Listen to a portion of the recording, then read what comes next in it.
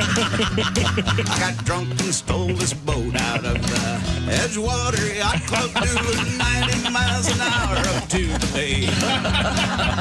I sank her out by Buckeye Point, walked on into town, tore up someone's flowers on my way. Then I barged into the cruise nest and I threw up on the rug.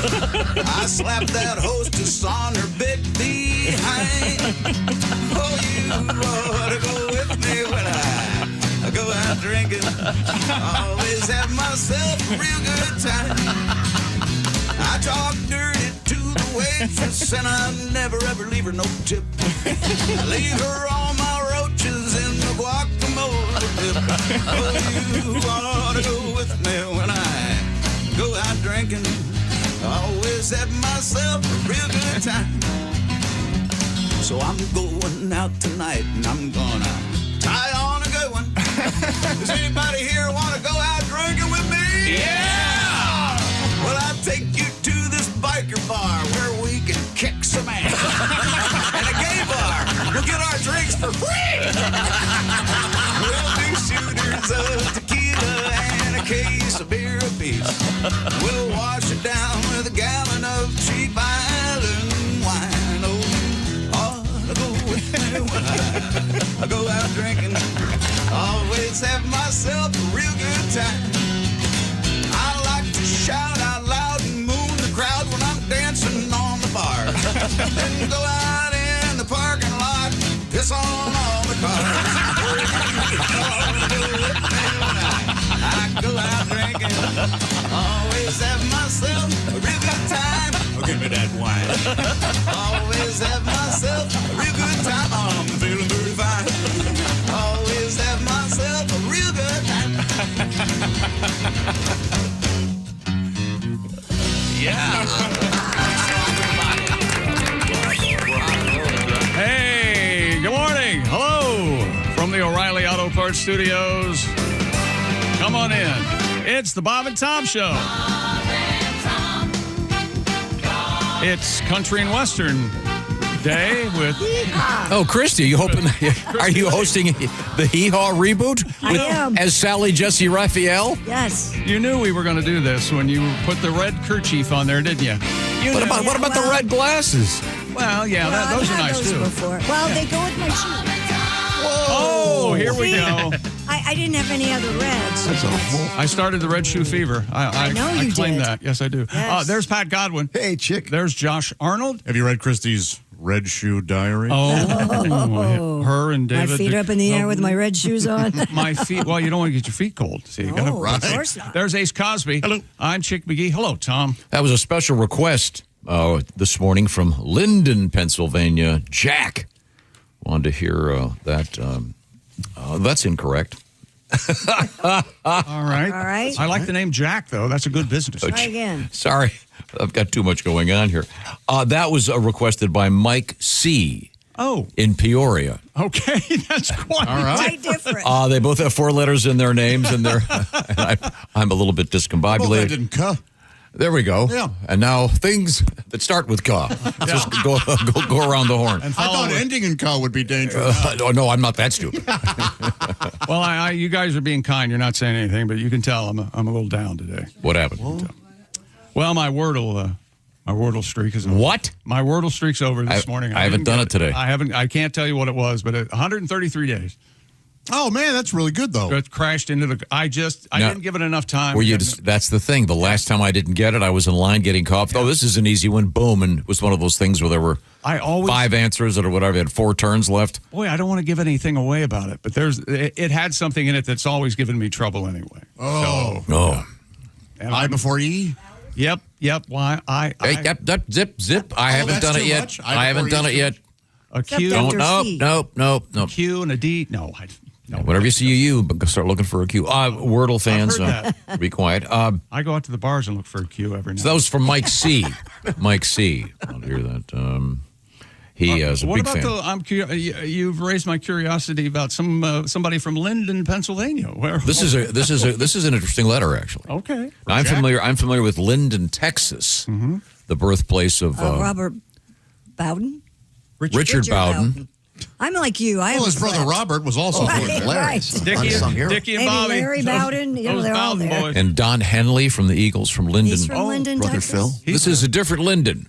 Okay. And it's not spelled like Johnson, but it's L-I-N-D. And this is Jack, right? This is Jack. This is terrible radio. No. People love this. God, I hope so.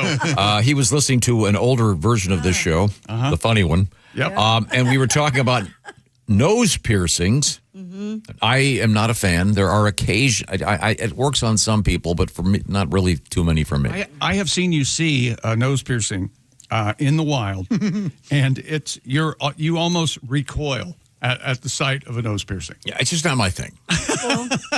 But he said, my landlady has one. She's more than 80 years old. So it's not just for the young kids. You know, the Woodstock generation, it's out there, man. Yeah. Right, that's true. Peace, love, and dope. Yeah, but let's the do it. but the they're now nose 80s. piercings, that didn't really kick in till about, I don't know, 2000 something. Yeah, I but don't know if there was a touchstone. I don't know if you can. she could have gotten it in her 60s. That would have been cool. No, I'm Yeah, just, you but don't. That's rare, though. Yeah. yeah. I mean, I have seen the exotic Halloween hair, I call it. Oh. Like Oh, the that's real big. on crazy purple older hair. women. Mhm. Yeah, I'm not That's sure what's called the purple hair. What does that signify? It's just that fun you're loving fun gal. and yeah. I had breakfast Saturday morning, a very nice place, and the lady came over, said, and her bright green hair, Really? just bright green, the brightest green. How old? I don't know, the 20s. Yeah, see that? Yeah, Kinda but am tracks. I not supposed? I'm not. I didn't say anything. Well, no. and I didn't. But do you remember the phrase, one might say blue hairs back Right. in? Yeah. And Yeah. blue hairs meant elderly women. Right, Right. but now it's purple hairs. I like it. I like when an I older do woman too. just goes, hell with it, yeah. and does Yeah. what she wants. Now, I have That's a question. fun. When one does this, is it protocol to have the curtains match the, you know what I'm No, saying here, Tom, Christy? Not really. No. You don't. I bet that happens though. You I want to bet see it does, some, but I'm. some of that Purple Mountain Majesty? Some of that sweet. I'm enjoying that joke very much. That is. You can go home now. That's not going to get better than that this You morning. keep doing this. You get off early Yeah, all the you do. time. And this is not characteristic because typically you don't speak at all during the first few breaks, and listeners have started to notice. No. So much for Josh trying. Okay. Can't win, Josh. You can't win. I don't know. See, I'm not a big fan of pubes anyway. You're right. The wouldn't want ladies. to put dye down there for any reason. You like the hardwoods. I'm sorry. I don't know. Is that a problem? Would that be? I wouldn't. I guarantee it's if out I there. had to worry about it. Oh, yeah. it's There's out some there. guy right now in his car going, "Hey, my lady." Yeah, she's got. Yeah. Yeah. I would especially think during the height of, for example, college football or basketball. I would think. Oh, you think they dye too? Yeah, there's probably some red bush running That's around the some state of teams- Indiana right that's some now teams after that spirit. football season. And Red Bush. Yeah. he Not was, so much for basketball this year, but He was a fishing show host, wasn't he? Red Bush. He was good, man. Yeah. Canadian guy, yeah. yeah. Well, I'm just if you know someone that has that, please by all means. He and Jimmy Houston used to go out. That's right. Speaking of Jimmy's, am I correct? Yes, Jimmy Pardo will be our guest today, The shooter. along with comedian Greg Warren. Yay. With an episode of the Warren Report. Huh.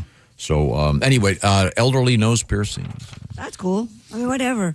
I don't know. I wouldn't be. Do you like the bar going through the bottom of the nostrils? No, it's not I my prefer thing. a small stud on the nostril. Yeah. Yeah. I wouldn't be against re-piercing my ear. Really? I don't know.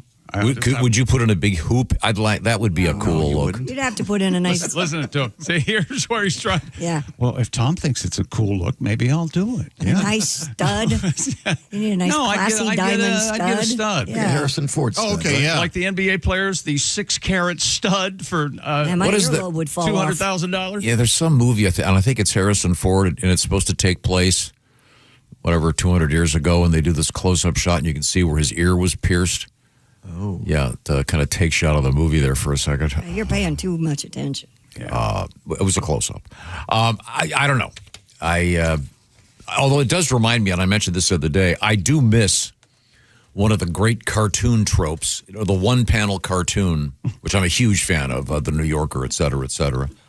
The one where they have the hunters in the giant pot boiling with the natives with the cannibals. the natives with the bones through their nose. I mean, that's where the whole nose piercing thing started. Let's be honest. They have them over for dinner. Or man, maybe they're in the pot blindfolded, and one of them says, "Well, that sure smells good. Wonder what they're cooking." Yeah. Or I mean, whatever. there was one of those you'd see every few months. Those were great, but I think it's been politically corrected out of existence. It's just not fair. Who are we going to offend? The tribes that have no idea we even exist? Yeah. Like, that's who that was about. That are living happily.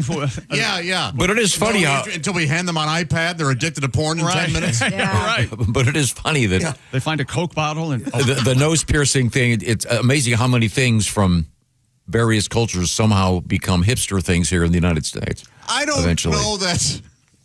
I don't know. I guess the bone through the nose to the small stud on the nostril. No, but I'm seeing. That's a big leap. I'm seeing. What is this thing? Is it the septum? This gizmo? What is that? the philtrum. Yeah. A small ring. Not your The lip. philtrum's the thing No, it is above the your lip. It's the septum, yeah. The thing that separates your nostrils. Right, that's a septum. You haven't seen the thing where there's Yes. a line cook where I go to eat lunch all the time, and she has this huge barbell through her. I mean, it's incredibly unattractive. Have you ever? We're on the radio. Yeah, but it's only unattractive to Tom. That's probably that's Yeah, you see that absolutely a true. lot.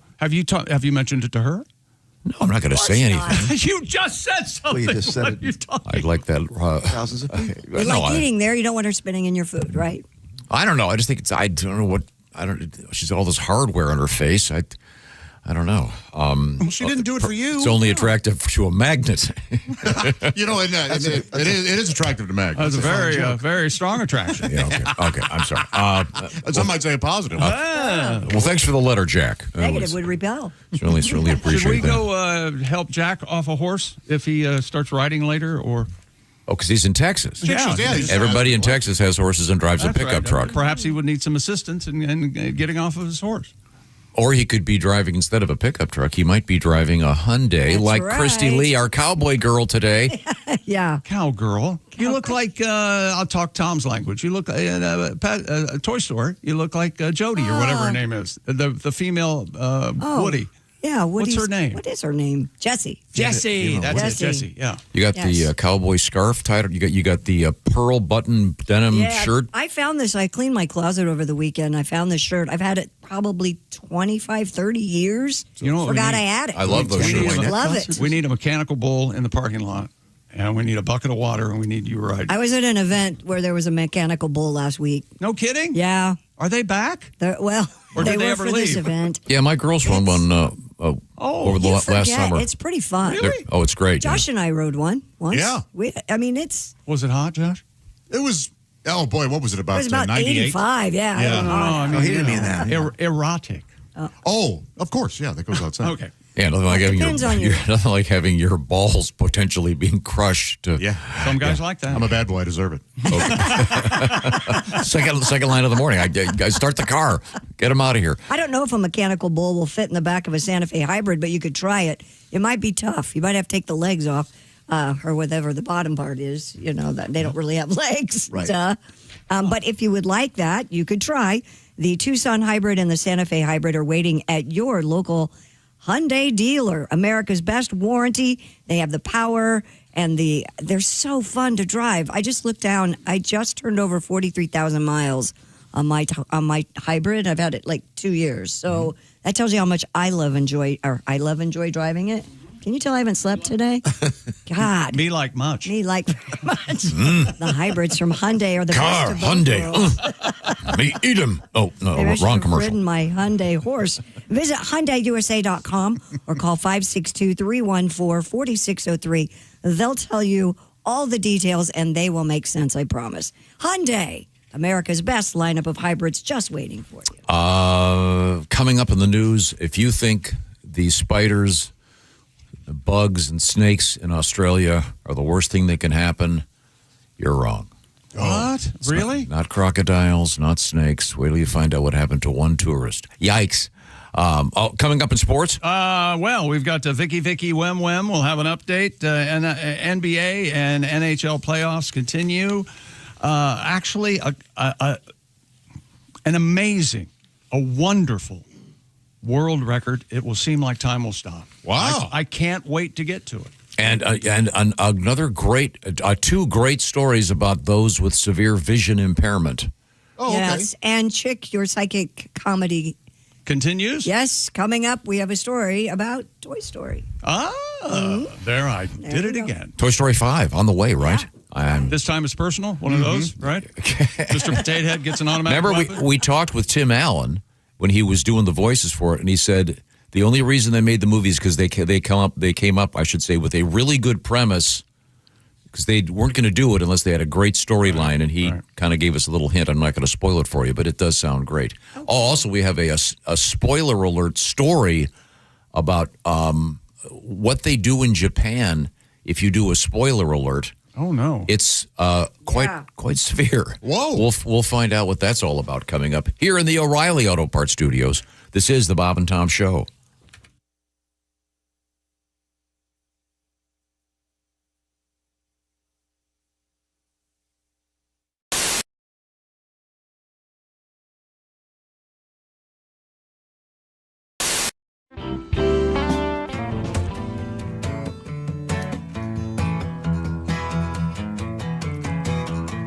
Summer is upon us and the sun is blistering,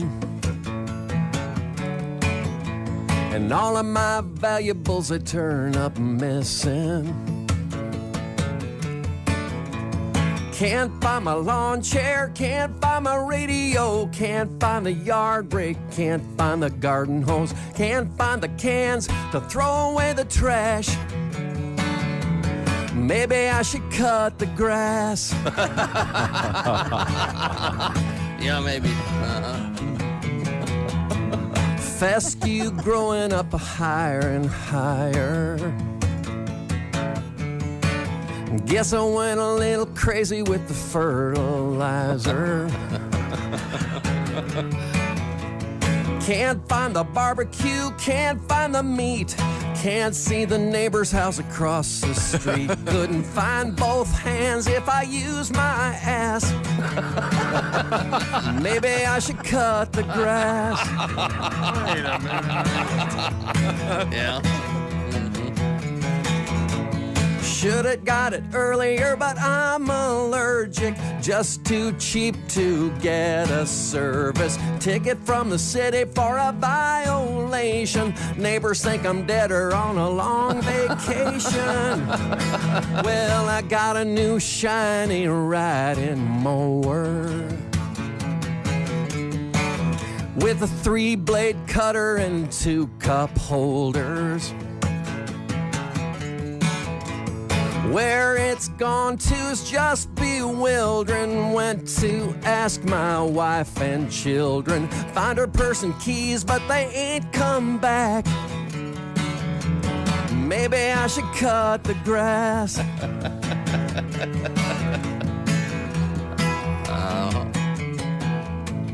Got so quiet you can't hear the wind blow. And it's getting real shady around the upstairs windows. The dog just whimpers and won't go outside. And I sit up in my bed all night, listening to the lawn clawing at the glass. Maybe I should have cut the grass. Maybe I should have cut the grass. Maybe I should have.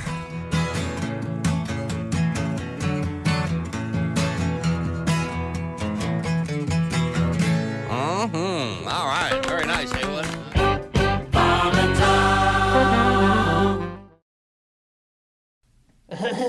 I have a bean for lunch and then a bean for dinner. Yes, yes it is, yes it is, yes it is. No, no it's not. Thank you. Thank you very much.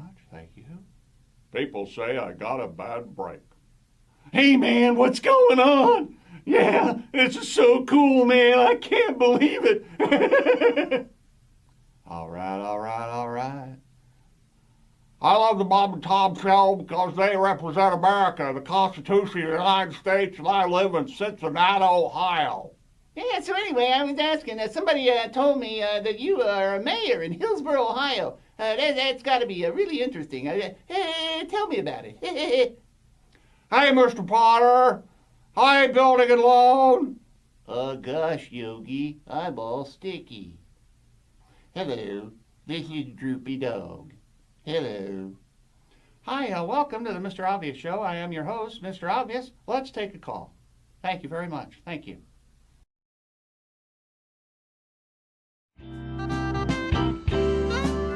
Now, the comedy duo of Abbott and Costello are well known for their classic routine, Who's On First? But this, too, is hopelessly out of date. Here's my version with the help of Mr. Dean Metcalf. Okay. Hey, Abbott! I'm the new team doctor. You being the manager, you got to tell me what drugs the different players are taking. Certainly. Well, who's on roids? What's on cocaine? I don't know's on meth. That's what I want to find out. I say who's on roids, what's on cocaine, and I don't know's on meth. Are you the manager? Yes. Well, then who's on roids? Who? I mean the fella's name. Who? The guy on roids. Who? What is the name of the guy on roids? What is on cocaine?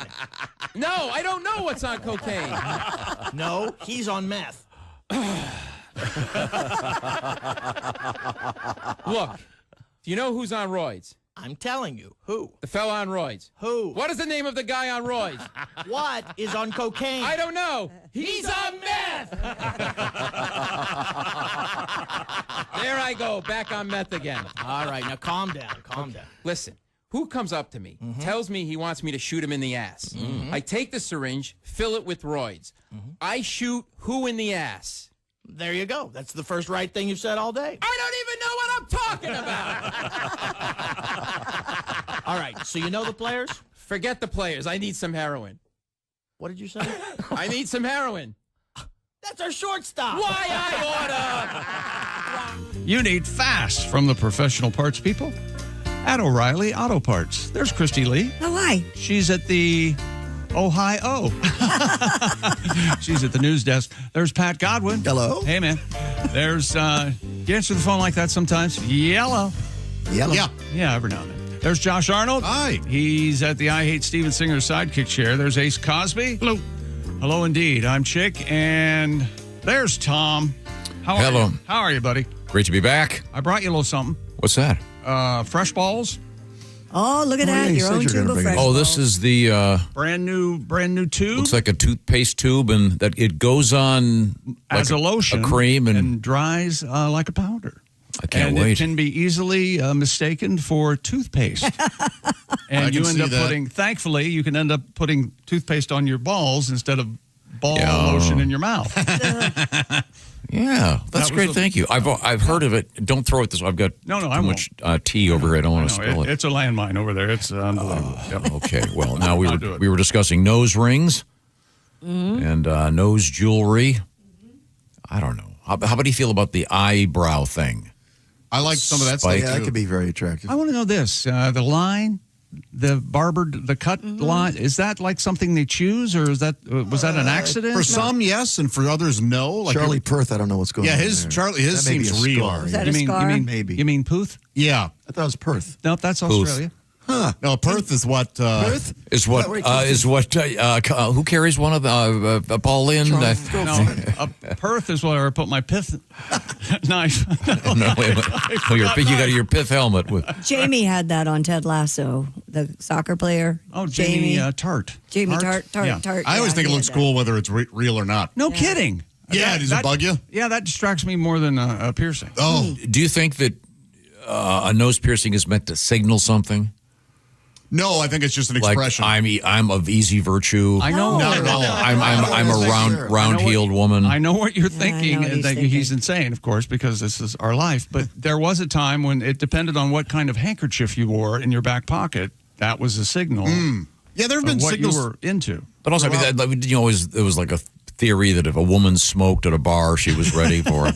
Right, right. Cigarette and a drink and a tattoo. I've actually found, boy, they can be tougher to get into the bedroom. Nah. A little sour.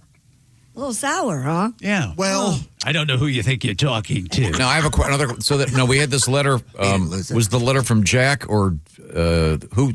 Yes, Jack in Linden, Pennsylvania. Jack in Linden and somebody else in Pennsylvania. Oh no, Peoria. Yeah, Jack said that his landlady is over 80 and she has a nose piercing. Right. Now, the next question is this. Maybe a jeweler would know this. Do elderly ladies have a different type of jewelry? In other words, do they have medallions in honor of their grandchildren?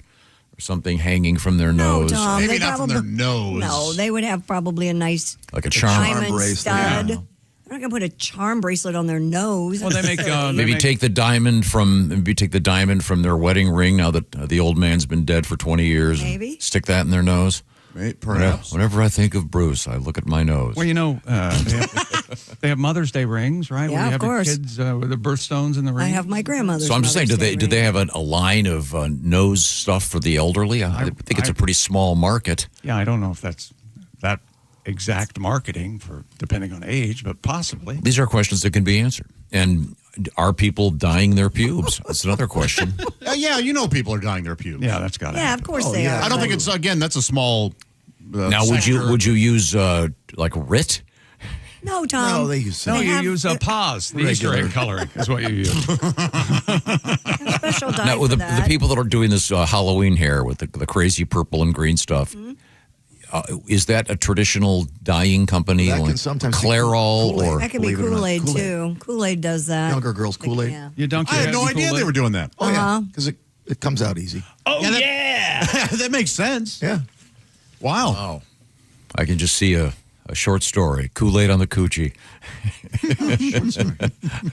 That sounds like a show. Raymond Carver, isn't it? Well, on the same topic, Greg wants to know, do you think old ladies in their 70s and 80s still shave everything? Or do they just give up and let it grow? I think some do. Yeah. They lose a lot of that hair, too, older people. Yeah, that's true. Oh, it naturally Yeah, starts you falling don't. out? You Yeah. don't.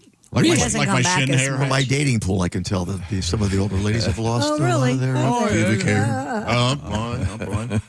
I think we can't get away from the fact that this might get lost in the shuffle, but Tom prefers the hardwood opposed to the shag carpeting. He admitted that. Well, last- what's good Oh, for no, the he's always said that. what's good for the goose Oh, is really? apparently not good for the gander, though. You want to keep a full. Yeah. You That's don't- because pubic hair was late to arrive to me. It's very precious. Yeah, so I You probably aren't very hairy down there anyway, are you? Do you do any maintenance? High And tight? what? No, you're a blonde originally, Yeah. right? Yeah, And so no, it's but very fair. yeah.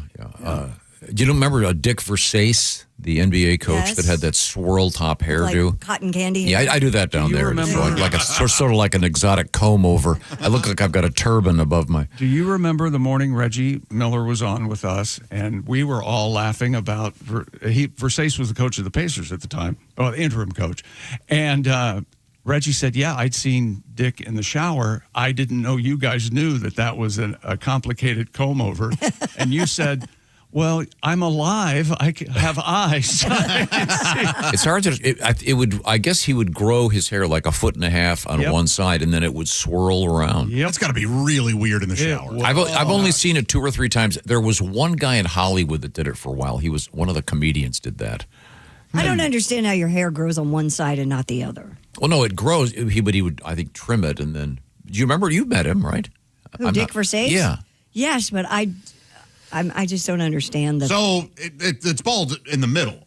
So No, you want no. one side long. Yeah, it's And then they classic swirl it ball. around and Right, spray right. it. Instead of doing a meeting in the middle. yes, I instead of got doing a comb over, it was more of a Dairy Queen swirl without a tip Yeah. on it. When we were It's growing odd. up, you saw it a lot in older guys. Not so And- much now. Every time when they stop doing that and just go ahead and this is my hair, it looks so much better than That's what. right. Yeah. God knows how long they've spent coming up with that style in front of the mirror in the morning. And presumably you couldn't shower.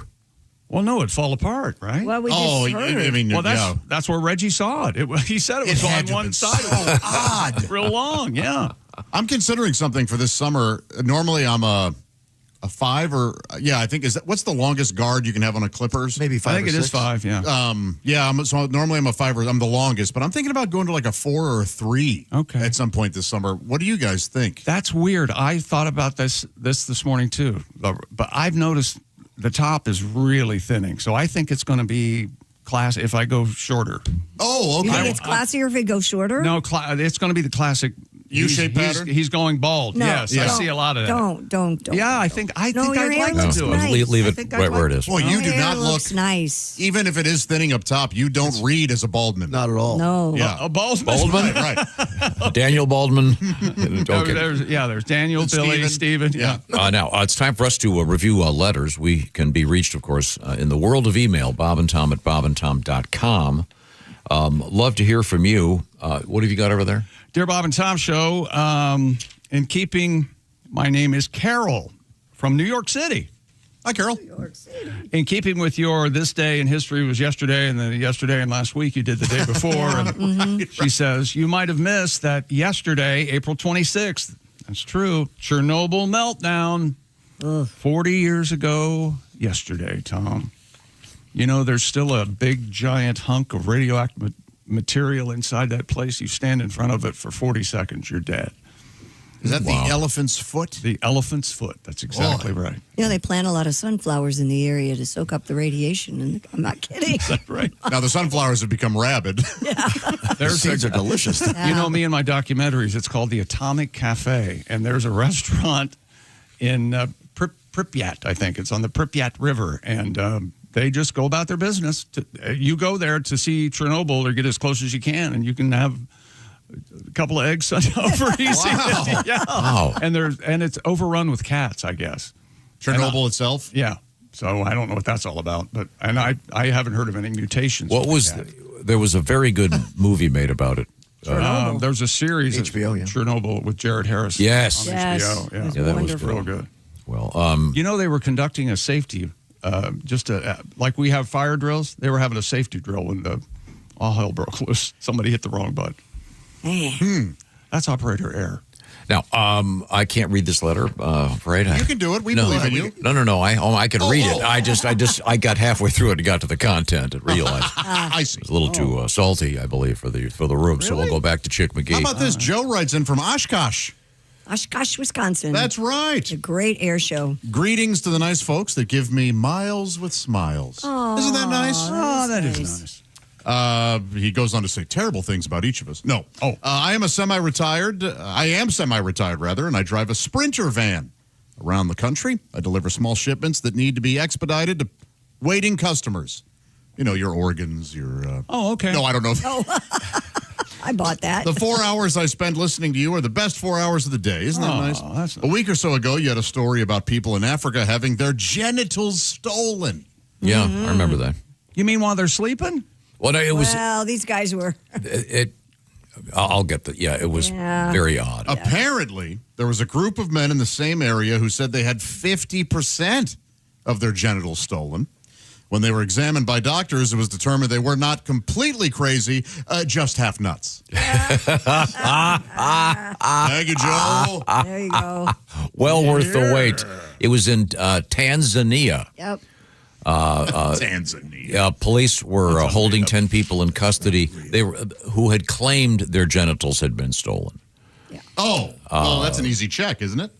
You would think. Yeah. Or is the argument that maybe they gave them away? It was apparently it was some kind of like voodoo thing, and they were I guess they accused these people of stealing their genitals, and then those people were attacked. Oh my gosh! So it was actually via voodoo's fascinating, and actually it's voodoo. No kidding. If you talk to the experts, yeah. I don't know if I should tell you that I've heard of a voodoo curse, I guess. You're supposed to put a person's name on a slip of paper and put it in the freezer. You be careful with that, don't you? Yeah, it turns them upside down, I guess. Oh, well, that's all there is to it. Yeah. But I guess these were 9 of the people arrested were men. Okay. There's one woman. She claimed her snatch was snatched.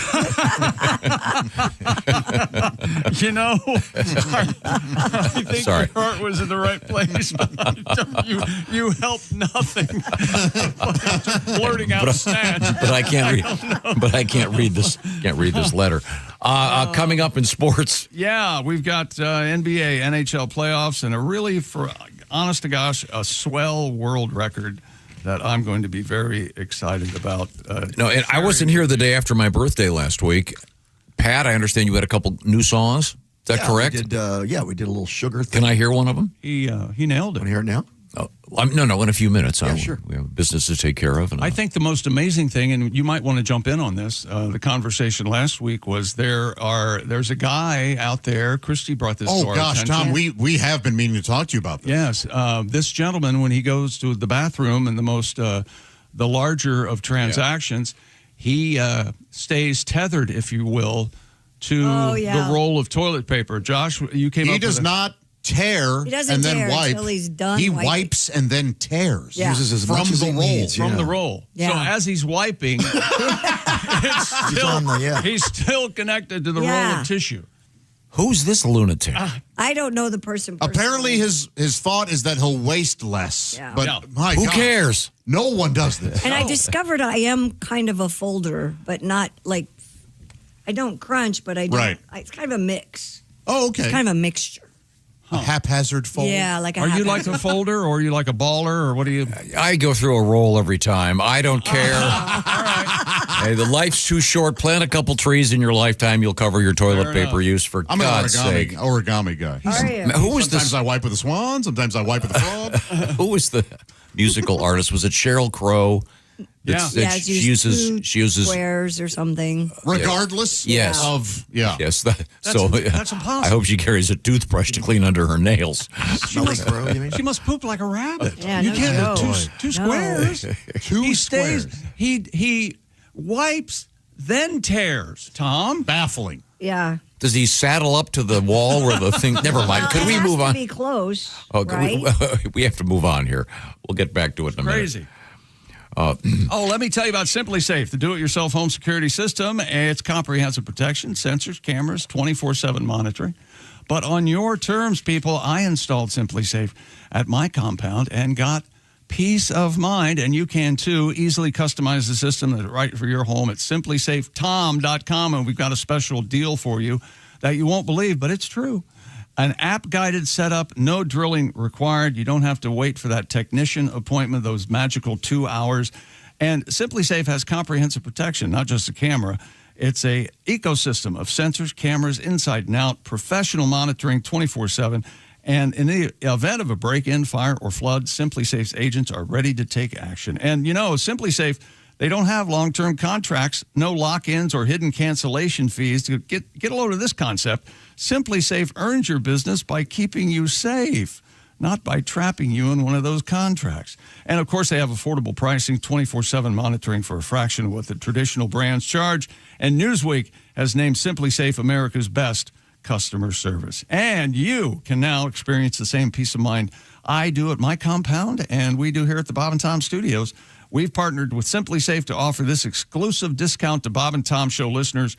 Right now, get 50% off your new system just by visiting SimpliSafeTom.com. Just show us some love. That's half off at SimpliSafeTom.com. And remember, there's no safe like SimpliSafe. Coming up, a really cool world record. Interesting news from the world from Australia. Terrifying news, actually. We have a strip club story for you, Josh, and All right. and something involving a trading card that I think you'll find quite fascinating. These are the O'Reilly Auto Parts Studios. This is the Bob and Tom Show. Thanks for listening to the Bob and Tom Show this morning. Catch any...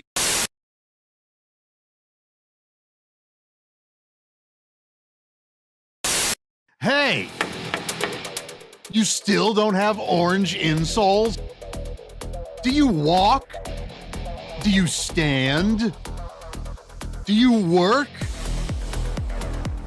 Then, buddy, your feet are losing the war every single day. Your arches go flat. Your heels scream. Your knees pop like popcorn. But wait, what if I told you you don't need a prescription, you don't need a diagnosis, you just need orange insoles? Rigid arch support that does not collapse. Deep heel cup for shock absorption. Built strong for work boots. Comfortable enough for everyday shoes. You upgraded your tires. You upgraded your mattress. Maybe, just maybe, upgrade what you stand on every single day. Orange insoles. If you have feet, you qualify.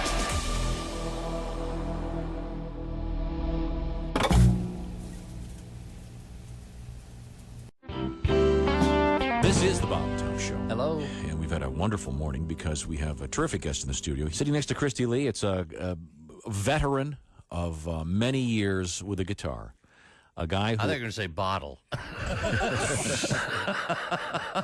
can't, Pat, I tried. Well, this is why I get the reputation of being the dick in the show, but no, I'm trying to do something nice. No, you are the dick on the show. Oh, yeah. Who put the dick on the show? I blamed it all on me. See, this is... I'm not going to say anything until I'm introduced. Oh, I'm sorry. It's Pat Daly is here with us. Thank Pat. you. Good morning, everybody. Nice to see you. Hi, Pat. Now, Pat, Frank, good to see you. You do an annual residency, if you will, at Sloppy Joe's. That's the place that does the famous Hemingway lookalike contest every year. Yeah. And you could actually... And you win every year, You don't could certainly place in that.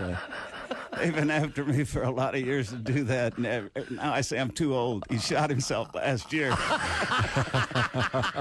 Oh, yeah. All right. Let me play a song for you. Okay. Please. Ohio is having a blizzard. Missouri is having a flood. Oh, I can't read the paper. It's too small. Must be the martinis. Okay. Where's that music stand? Would you like chicks Okay, readers? here we go. You want my Missouri- cheaters? Okay, let me start over. Okay, Ohio is having a blizzard. Missouri is having a flood. Most of the South is having a drought. And Malibu's having a slide in the mud. San Francisco is having an earthquake. They say she won't last through the year. The whole country is reeling in recession, and I'm having one more beer. Oh, I'm having one more cold one till the news and the blues disappear. The world's on the brink, but there's time for a drink, and I'm having one more beer. Oh, yes. Wait. My sister is having a breakdown. My son is having a toke. My dad is having his old emphysema, and I feel like having a smoke. My buddy is having a sexual crisis. He's smiling at me kind of queer. Uh-oh. My secretary's having her pregnancy test, and I'm having one more beer. I'm having one more cold one till it all hits the wall and disappears. My wife's having fitsin' and cat's having kitsin', and I'm having one more beer. My daughter is having her nose pierced. My mom is having her butt tattooed. My brother is having an affair with my wife. Uh-oh. Guess who's the one getting screwed?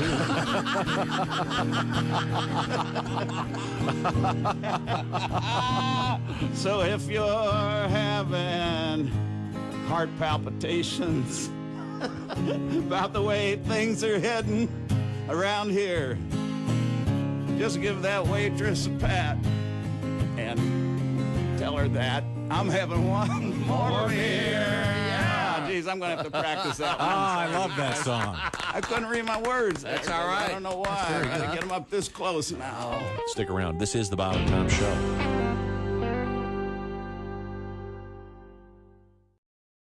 Okay, let's go see Bob and Tom. Yeah! You can't say it on the air. Trust me. Not the way you want to do it. I've been over this 100 times. If you say that, we're going to get a fine. We're not going to get a fine. The average idiot's going to perceive it as the noun. No. We can't do that. You can't say that on the air. It has no meaning as a verb, whereas my term can be taken two ways. That's why the joke has a joke. No, you can't do that. Kids, let me just ask you this. Am I right?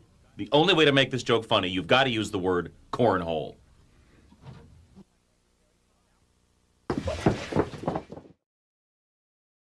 Hello, my name is Alexa. If you have a smart speaker and what to hear, Bob and Tom Radio, just say Alexa, play Bob and Tom Radio on TuneIn. Now, you try it. Alexa, play Bob and Tom Radio on TuneIn. That's the first smart thing you've said to me since you took me out of the box.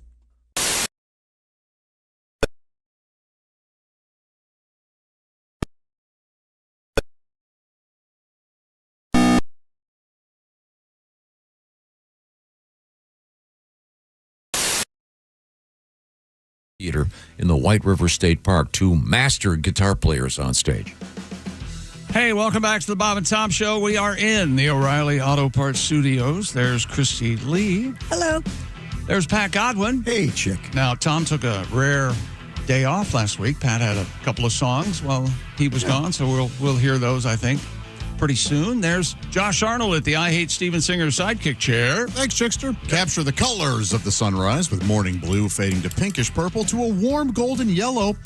What does that all come together to form? Something Gorgeous. beautiful, something lovely. That's right. That's Steven Singer Jewelers' brand new Sunrise 24-karat gold dipped rose. IHateStevenSinger.com is the place to get it. There's Ace Cosby. Hello. I'm Chick McGee, and hello, Tom. Hello, Chick McGee. Yes, sir. We have some more letters to get to here. Then we'll check in with the sporting scene. All right.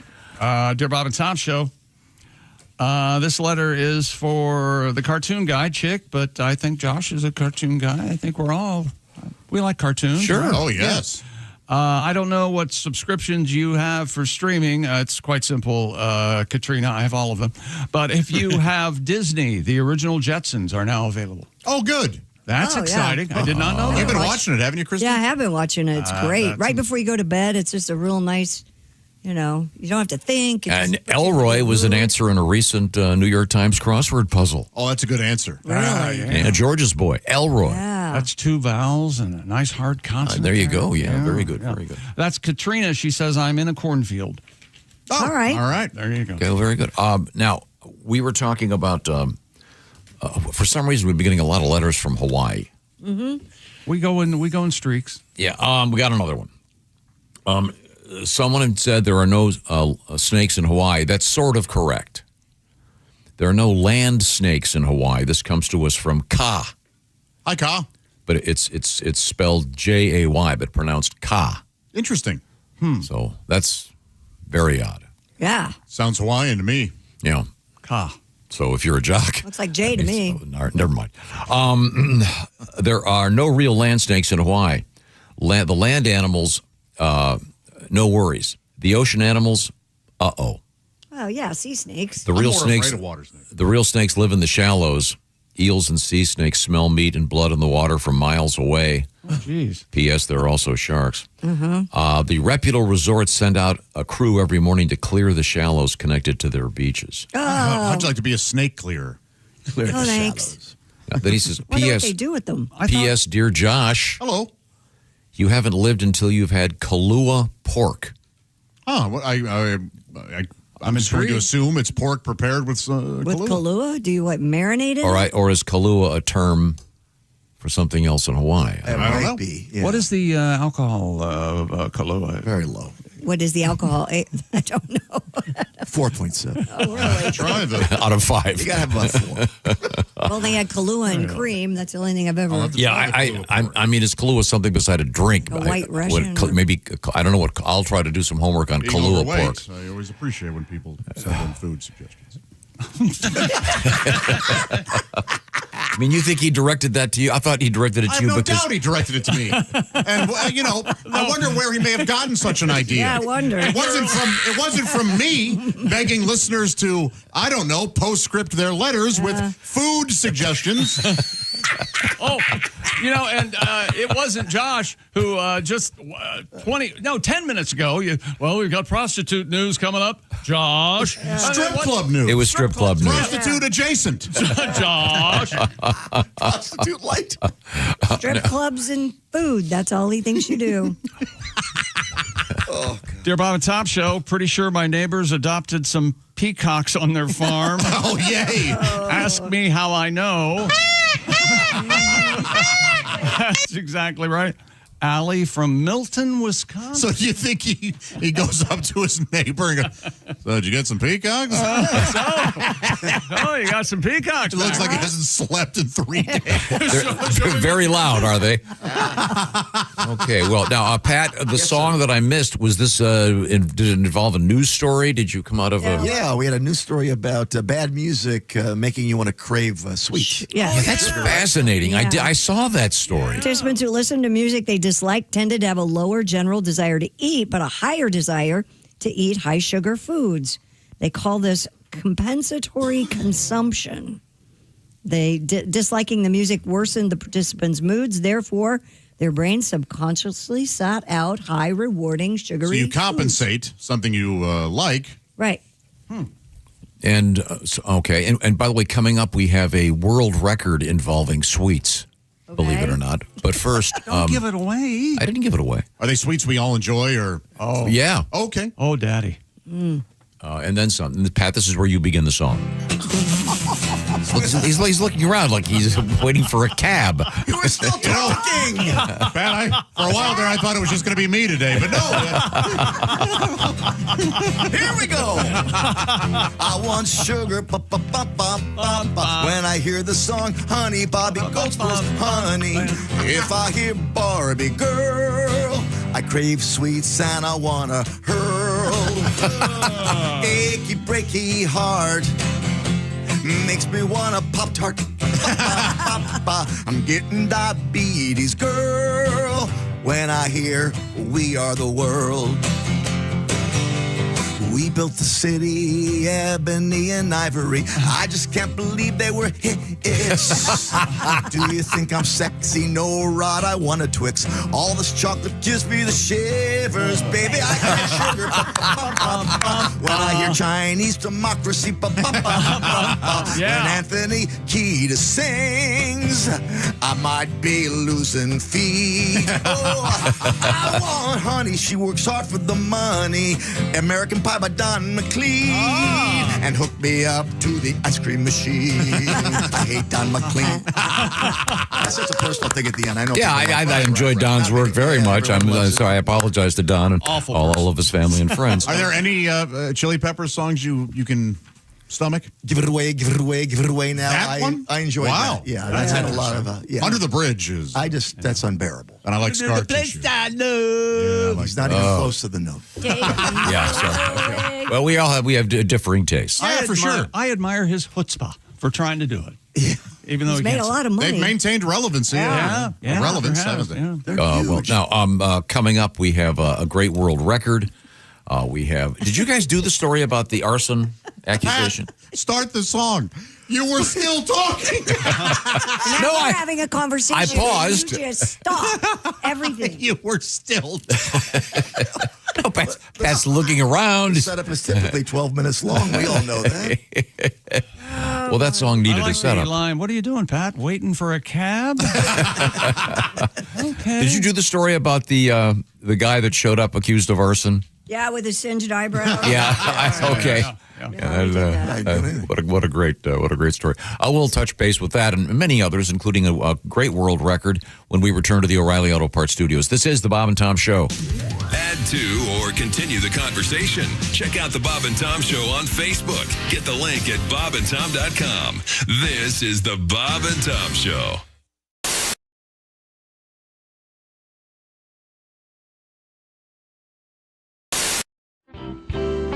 One of the things I like about you is you don't necessarily lower your sights when it comes to some of the things you do. You're willing to go out on a limb. Oh, I have no sights. You're willing to go out blind. You're willing to go out on a limb and do an impression that perhaps most people aren't going to pick up on. I'm fearless, and I respect you for that. Thank you. Especially when there's a high quality to the message. And of course, I'm referring to Gregory Peck. Oh, yes. Now, Gregory Peck, Gregory Peck, not familiar to everybody necessarily, a brilliant actor. Not everyone knows who he is. That's right. But if there was a period of time in which he was a big leading man. Mm-hmm. He was one of the biggest stars in Hollywood. And he was in something you don't see much anymore unless you look hard, and that is what I would call an important movie. Yeah. There are a lot of great movies out there, usually The Omen, independent movies. No, Boys from Brazil. To Kill a Mockingbird. Yeah, I that don't one. mean the. Okay. But you know what I'm saying. There are a lot of great movies out there these days, but they tend to you got to look for them. A lot of the stuff that gets a lot of publicity is just a bunch of crap with a bunch of crashes and the same old junk. But To Kill a Mockingbird was a great film. One of the great films of all time. And, Yes. and you do one of the few tributes to it. Well, yeah, it's a great movie. You learn a lot about tolerance and diversity from it and stuff. But it was made in like 1960 or whatever. And America's changed a lot since then. There's a lot of groups in this country, not even just racial or ethnic groups, but groups of people who define themselves a certain way. And a new one pops up every week. We're like, all right, we're weird, but you better like us, or you're a jerk. Like, all right, we'll write you down on the list. Yeah. If they made To Kill a Mockingbird now, it'd be like 10 hours long to cover all these different groups. How true. Atticus Finch would be out there, tell his little daughter.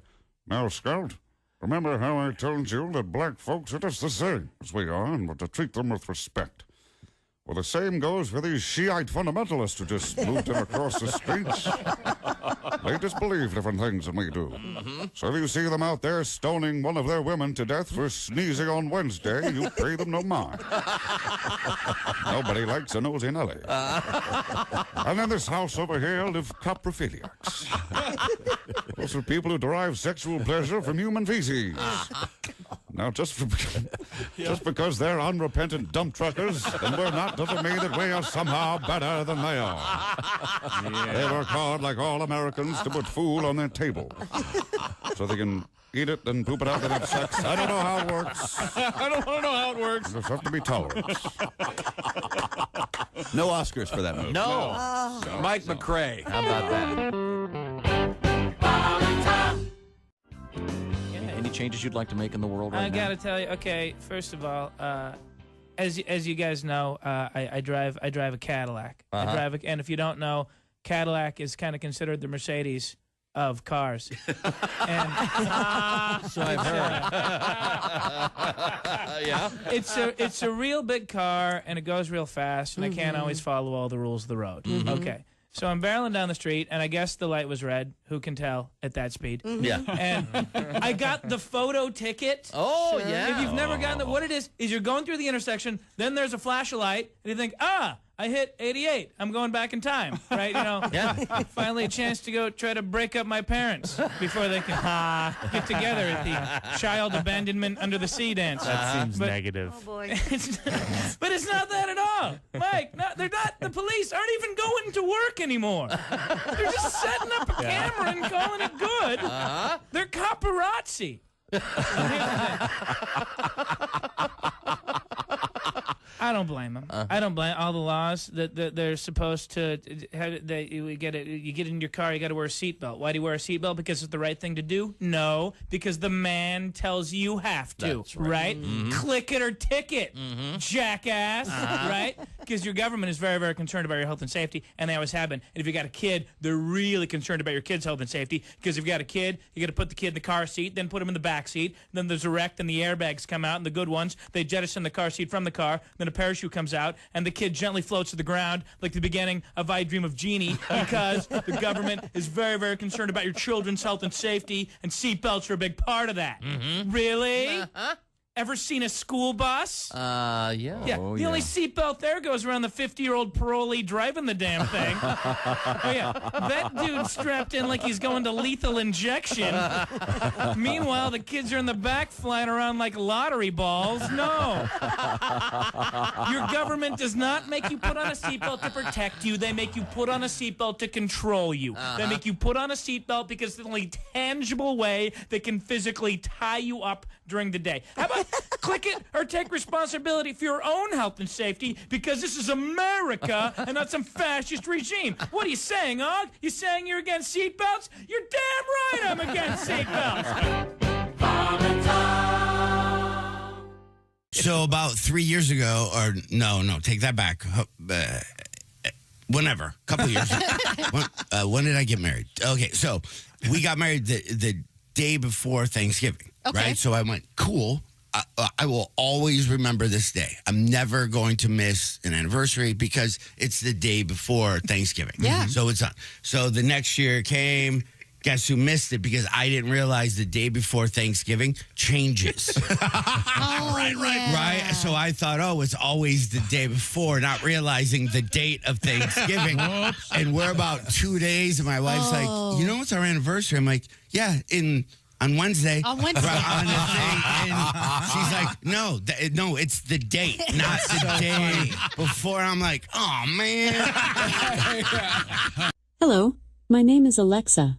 If you have a smart speaker and what to hear, Bob and Tom Radio, just say Alexa, play Bob and Tom Radio on TuneIn. Now, you try it. Alexa, play Bob and Tom Radio on TuneIn. That's the first smart thing you've said to me since you took me out of the box.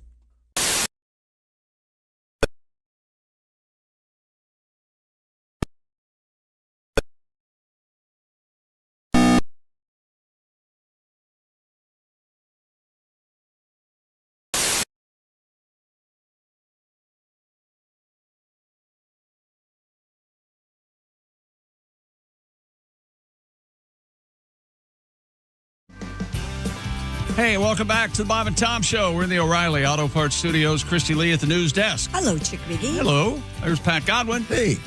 There's Josh Arnold. Hi there. He's the I Hate Steven Singer sidekick chair. I have a letter for Josh, actually. There's Ace Cosby. Howdy. I'm Chick. And here's Tom Griswold. Hello, Tom. I have a letter, too. For Josh? No. Pat, get the guitar out, please. All right. Dear Bob and Tom Show. Hey, Josh.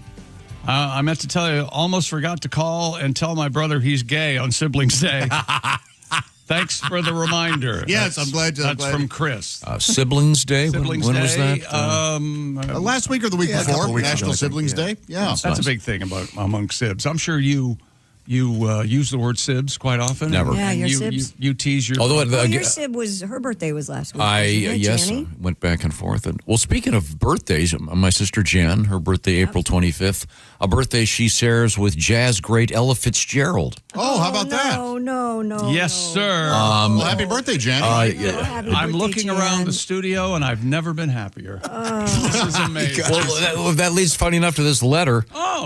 Justin, kind enough to write, Dear Bob and Tom Show, I'd like to remind you that Saturday, April 25th, was Ella Fitzgerald's birthday. Now, my father, Donnie, is listening. He's a little under the weather. It would cheer him up to hear a particular Pat Godwin song this morning. Hope you feel better, Dad. Well, thank you. Thank you, Justin. That's so nice of you. Ella Fitzgerald, of course, born on April 25th, 1917. Wow. So next year, it'll be her 110th. The anniversary of her birth, obviously. The great singer, Ella Fitzgerald, in the world of jazz. A tisk good at last, good at brown and yellow basket. And Pat, you have a tribute to Ella? It's a tribute to humanity, really. That's right. And perseverance and everything. I hate this song. You can start now. It sits down below like the ship we all know, the rectum of Ella Fitzgerald. She'd scat when she sang, and her bottom would bang. A disaster when the winds would come early. The Fitzgerald family emailed me, said stop singing about poor grandma's rectum. I said, I'll do my best, but Tom has a request, and it's very hard to reject him. A doctor, it said, would always turn his head when performing her colon procedure. Good lyric. That's really well done. There's polyps in corn and Louis Armstrong's horn. Yeah, there is. The rectum of Ella Fitzgerald. Thank you very much. Lovely performance. Look at Louis' horn get up there. What would they do? Dear Bob and Tom Show. Satchmo. Don't forget, hey, chick, Tom has a new favorite hockey player. Did you talk about this? Logan Stankoven. It's pronounced Stankoven, but we all know it's Stank Oven. That Stank Oven. That stank. You like the stank? That's from Fogelman. You like the stank? In Virginia.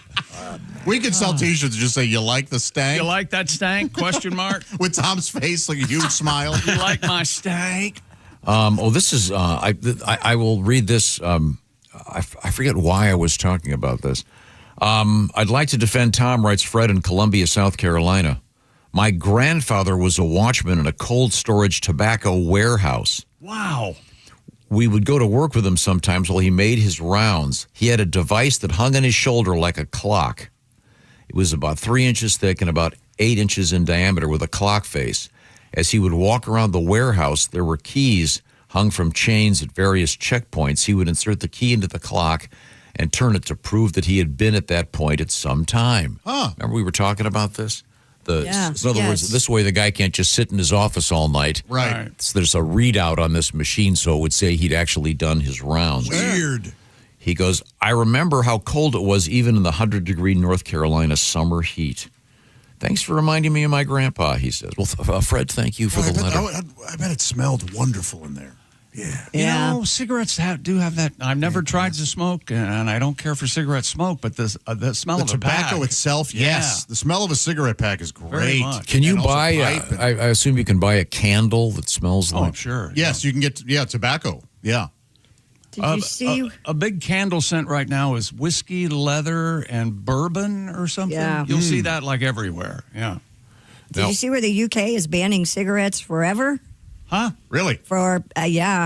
The Parliament passed the tobacco and vapes Wait a minute, bill, isn't Parliament a brand of cigarette? creating a smoke-free generation, making it illegal to sell tobacco products to anyone born on or before January 1st, 2009. Oh, so it'll eventually phase It'll out. phase out, so the hope, the generations. The UK's gotten rid of free speech and now smoking. Yeah.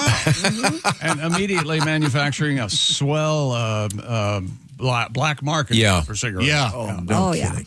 It'll make them even more attractive, probably. Oh, you'll know you're dealing with somebody bad. They'll never be able to legally buy cigarettes. I'm illegal, baby. I'm illegal. Yeah. But there are so many fine tobacconists in London. Yes. Yeah, I think they invented the word tobacconist. They must have. Now, King Charles has to sign it. but- Right. Yeah.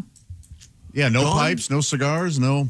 After 2000, it's going to phase out after. Wow. It'll take a I don't long think time. this is going to go well. I don't think it's going to work. No. We'll What find about a out. pipe? The British gentleman with a pipe? What about Sherlock Holmes? Sherlock Holmes! He's not going to put up That's with your it. future, the cardigan sweater in the Yes. countryside with the pipe. As I see it, my news column. Me and the pipe. Love it. From the cheap seats. Yeah, stuff like that. Yeah. Now, for some reason, you guys all got mad at me when I mentioned ham radio. Ham radio. Now, this does not involve ham that you eat, No, of course and it's not. it's not like WHAM radio. It's That would be wham. yeah. All wham all the time. Oh no, they dropped the W. They would just go on. No, it's people. You can talk to people all over the world. I did mention that Joe Walsh is one of the famous ham operators. At some point in his life, I don't Maybe think when he he's was a doing it kid. now. Actually, he might be doing it now more than ever. Yeah. This comes to us from Matthew in Meridian, Idaho. He said, I think I'm the youngest person that listens to your show. I love ham radio, especially when you mentioned Joe Walsh. Both my parents were ham operators in Santa Barbara, California. Joe Walsh was the unicorn person to know in that community. I had to call my mom after hearing you talk about this and find out about more. Wow. My mom had the same due date for my oldest sister as Joe's wife, and they became friends. See? Yeah. Only because they were both the ham radio operators. No way. That's great. Yeah. They had a baby, Wally. Oh. Wally Walsh. I mean, it's kind of a sort of a different version of Facebook, but it's a much more Personal. yeah. You're talking to and someone. you got to have a license and. Didn't Wally Walsh move to Walla Walla, Washington? Wally Walsh of Walla Walla, Washington.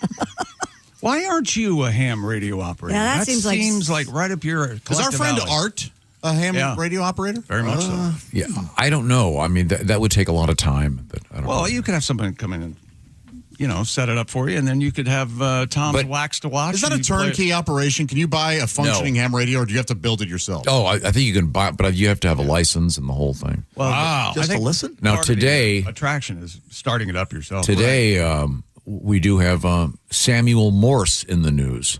Oh. Of course, the creator of the Morse code. And I saw a movie where one of the big plot points was Morse code over the weekend. Are you kidding? Yeah.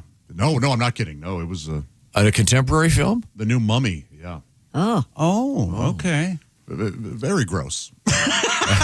There was a time I could keep up like 10, 11, 12 words a minute, Morse code.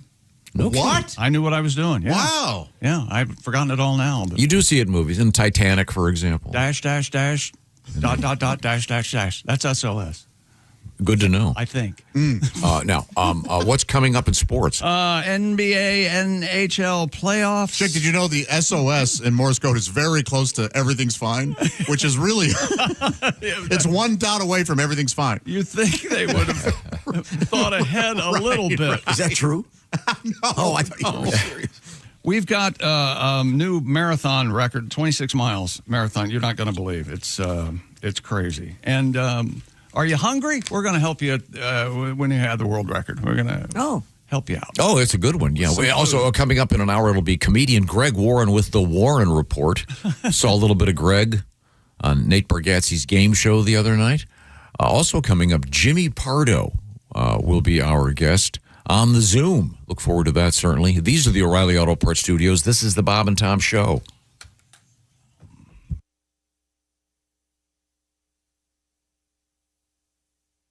Q95 traffic.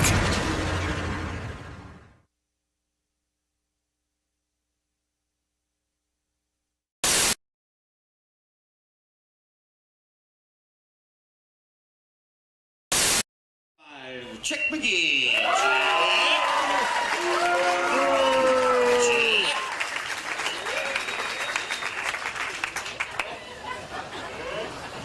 Chick said earlier he's never touched a cow before, but the rumors about the girls he's dated are not quite coinciding.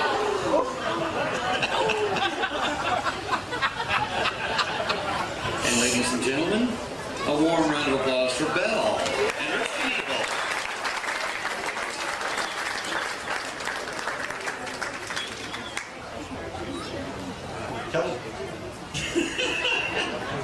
Feeling it. Oh, yeah, feel it. She's fine.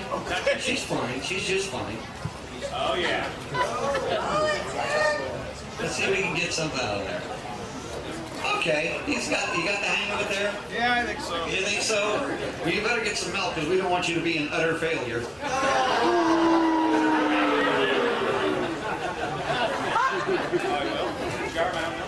All right, you ready? On your mark. Get set. And go.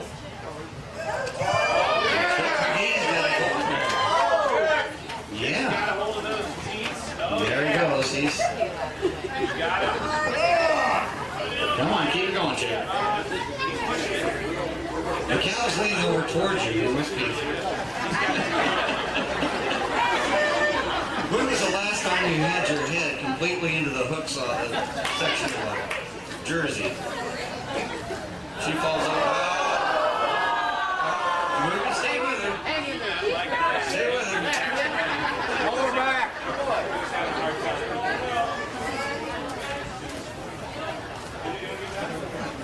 Bill, he's a nice guy. Don't make him chase you. The first time I've seen Chick's ass. I wonder, Tom, did he lose a bet or something? 5 seconds.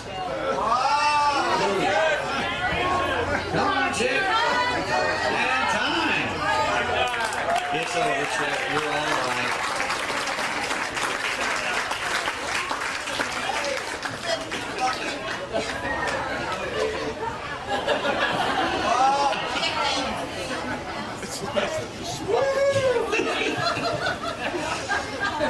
The official measure. Now we're up against a quarter already. Smiley's ahead. Oh, wait a second. Yes, you did. Well, we have a set. Ladies and gentlemen, a big round of applause for Mr. Chick McGee. What a trooper, Chick. What a trooper. And you know the Bob and Tom are not going to let you live this time. Neither is Christy.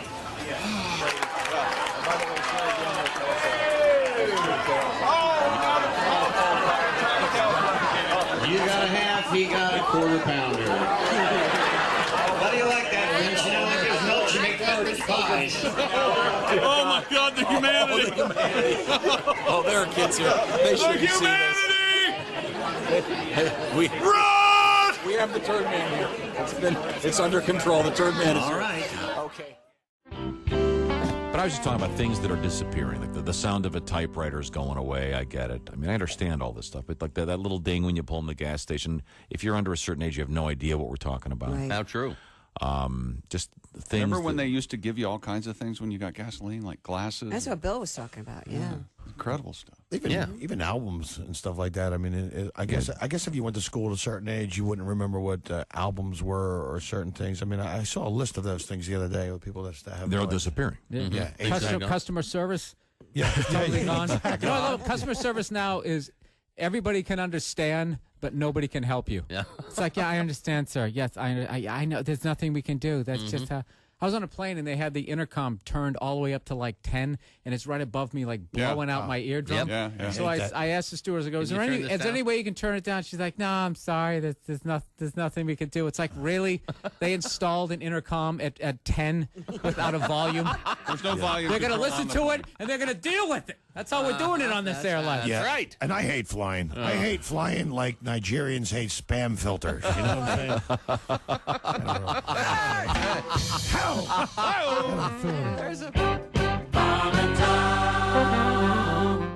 Hello, my name is Alexa. If you have a smart speaker and what to hear, Bob and Tom Radio, just say Alexa, play Bob and Tom Radio on TuneIn. Now, you try it. Alexa, play Bob and Tom Radio on TuneIn. That's the first smart thing you've said to me since you took me out of the box.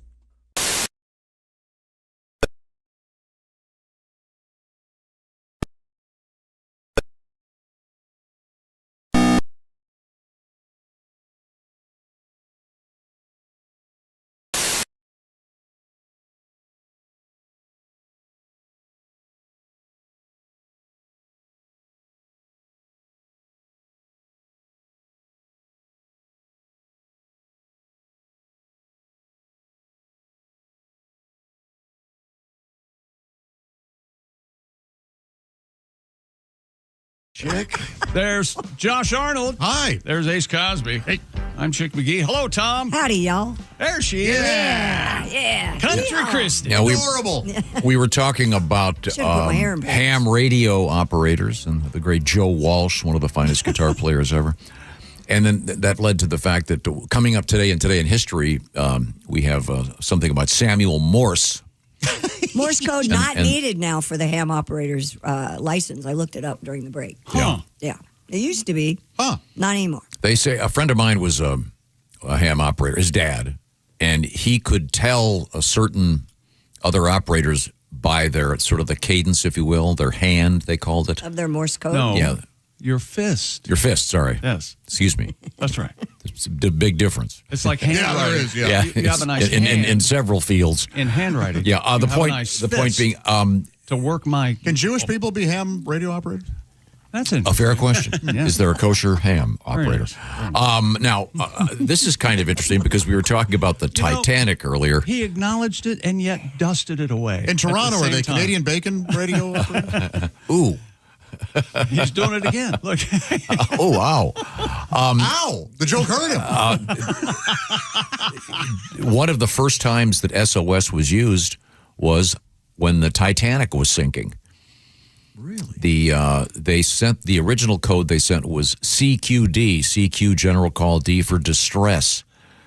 But and they also, it's famous, they also sent SOS, which had been recently adopted as an international code.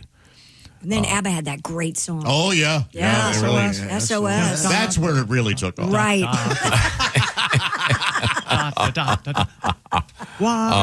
Oh no, that's But we'll be discussing coming up the birth of the Morse code. Tom, how much if I pay and I buy your popcorn and a drink, will you go see The Devil Wears Prada 2 with me on Friday?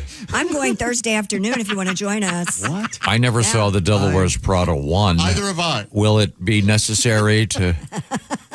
No, we got to go in cold. Wait a minute, you've never seen the first one? No, God, no. I saw a quick trailer of Meryl Streep in a limo with Anne Hathaway, and I've never instantly hated anything more in my life. And I think the sunshine comes out of Meryl Streep's belly button. She's great. The offer stands, but for you as well. I'll buy the ticket and your popcorn. You just want to take pictures of me eating, looking at Anne Hathaway, and just with disgust. Now, Godwin says the first one's good. You know who else is a champion of the first movie is our good friend comedian Drew Hastings. Oh, yeah? Is that he's right? Good. Well, he's a fashion guy. Yeah, so he was talking about how funny it was. He wears a lot of fancy name brand designer. Well, let me clothes. know, Tom, if I can take.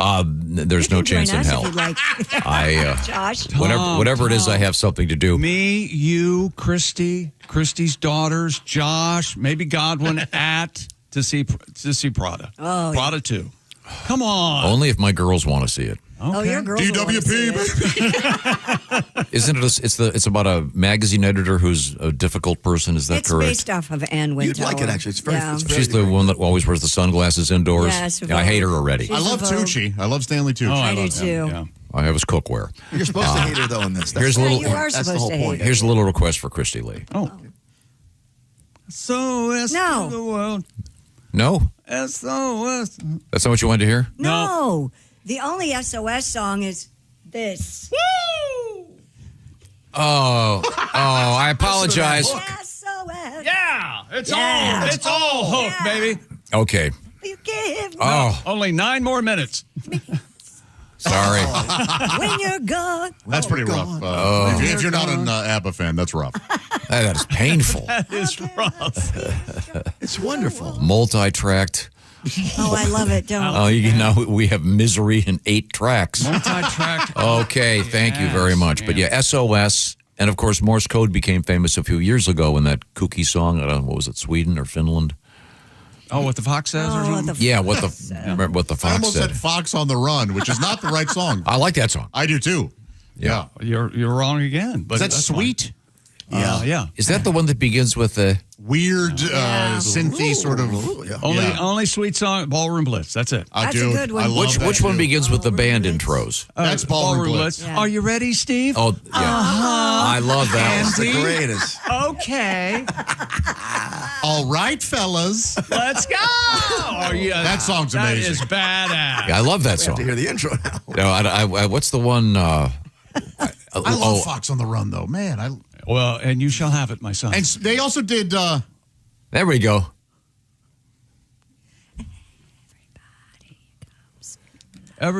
Comes a running. Okay. Doesn't Sweet also do Little Willie? Yep. Yeah, another good one. Yeah.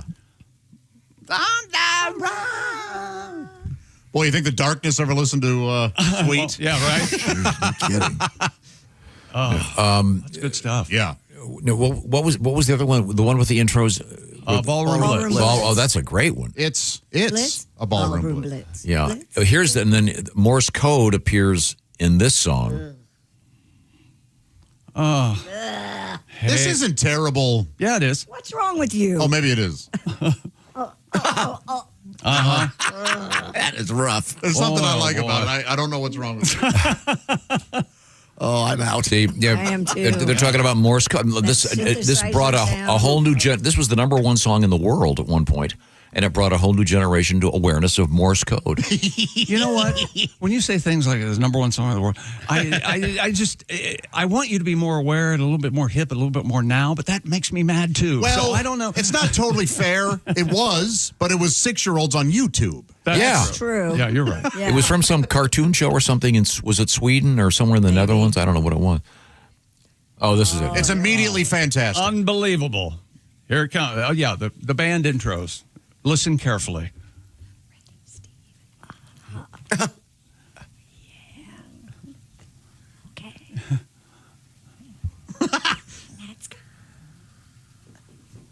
There you go. Excellent. He doesn't introduce himself, though. Oh, yeah. He needs no introduction. And then you got to do this. Use the dough. What a great tune. You do need to do that. Josh is dancing, ladies and gentlemen. There it is. Yeah. Waving one finger. So I love watching him dance. And it's a story song. As red as the sun. She's the passionate one. Oh, yeah.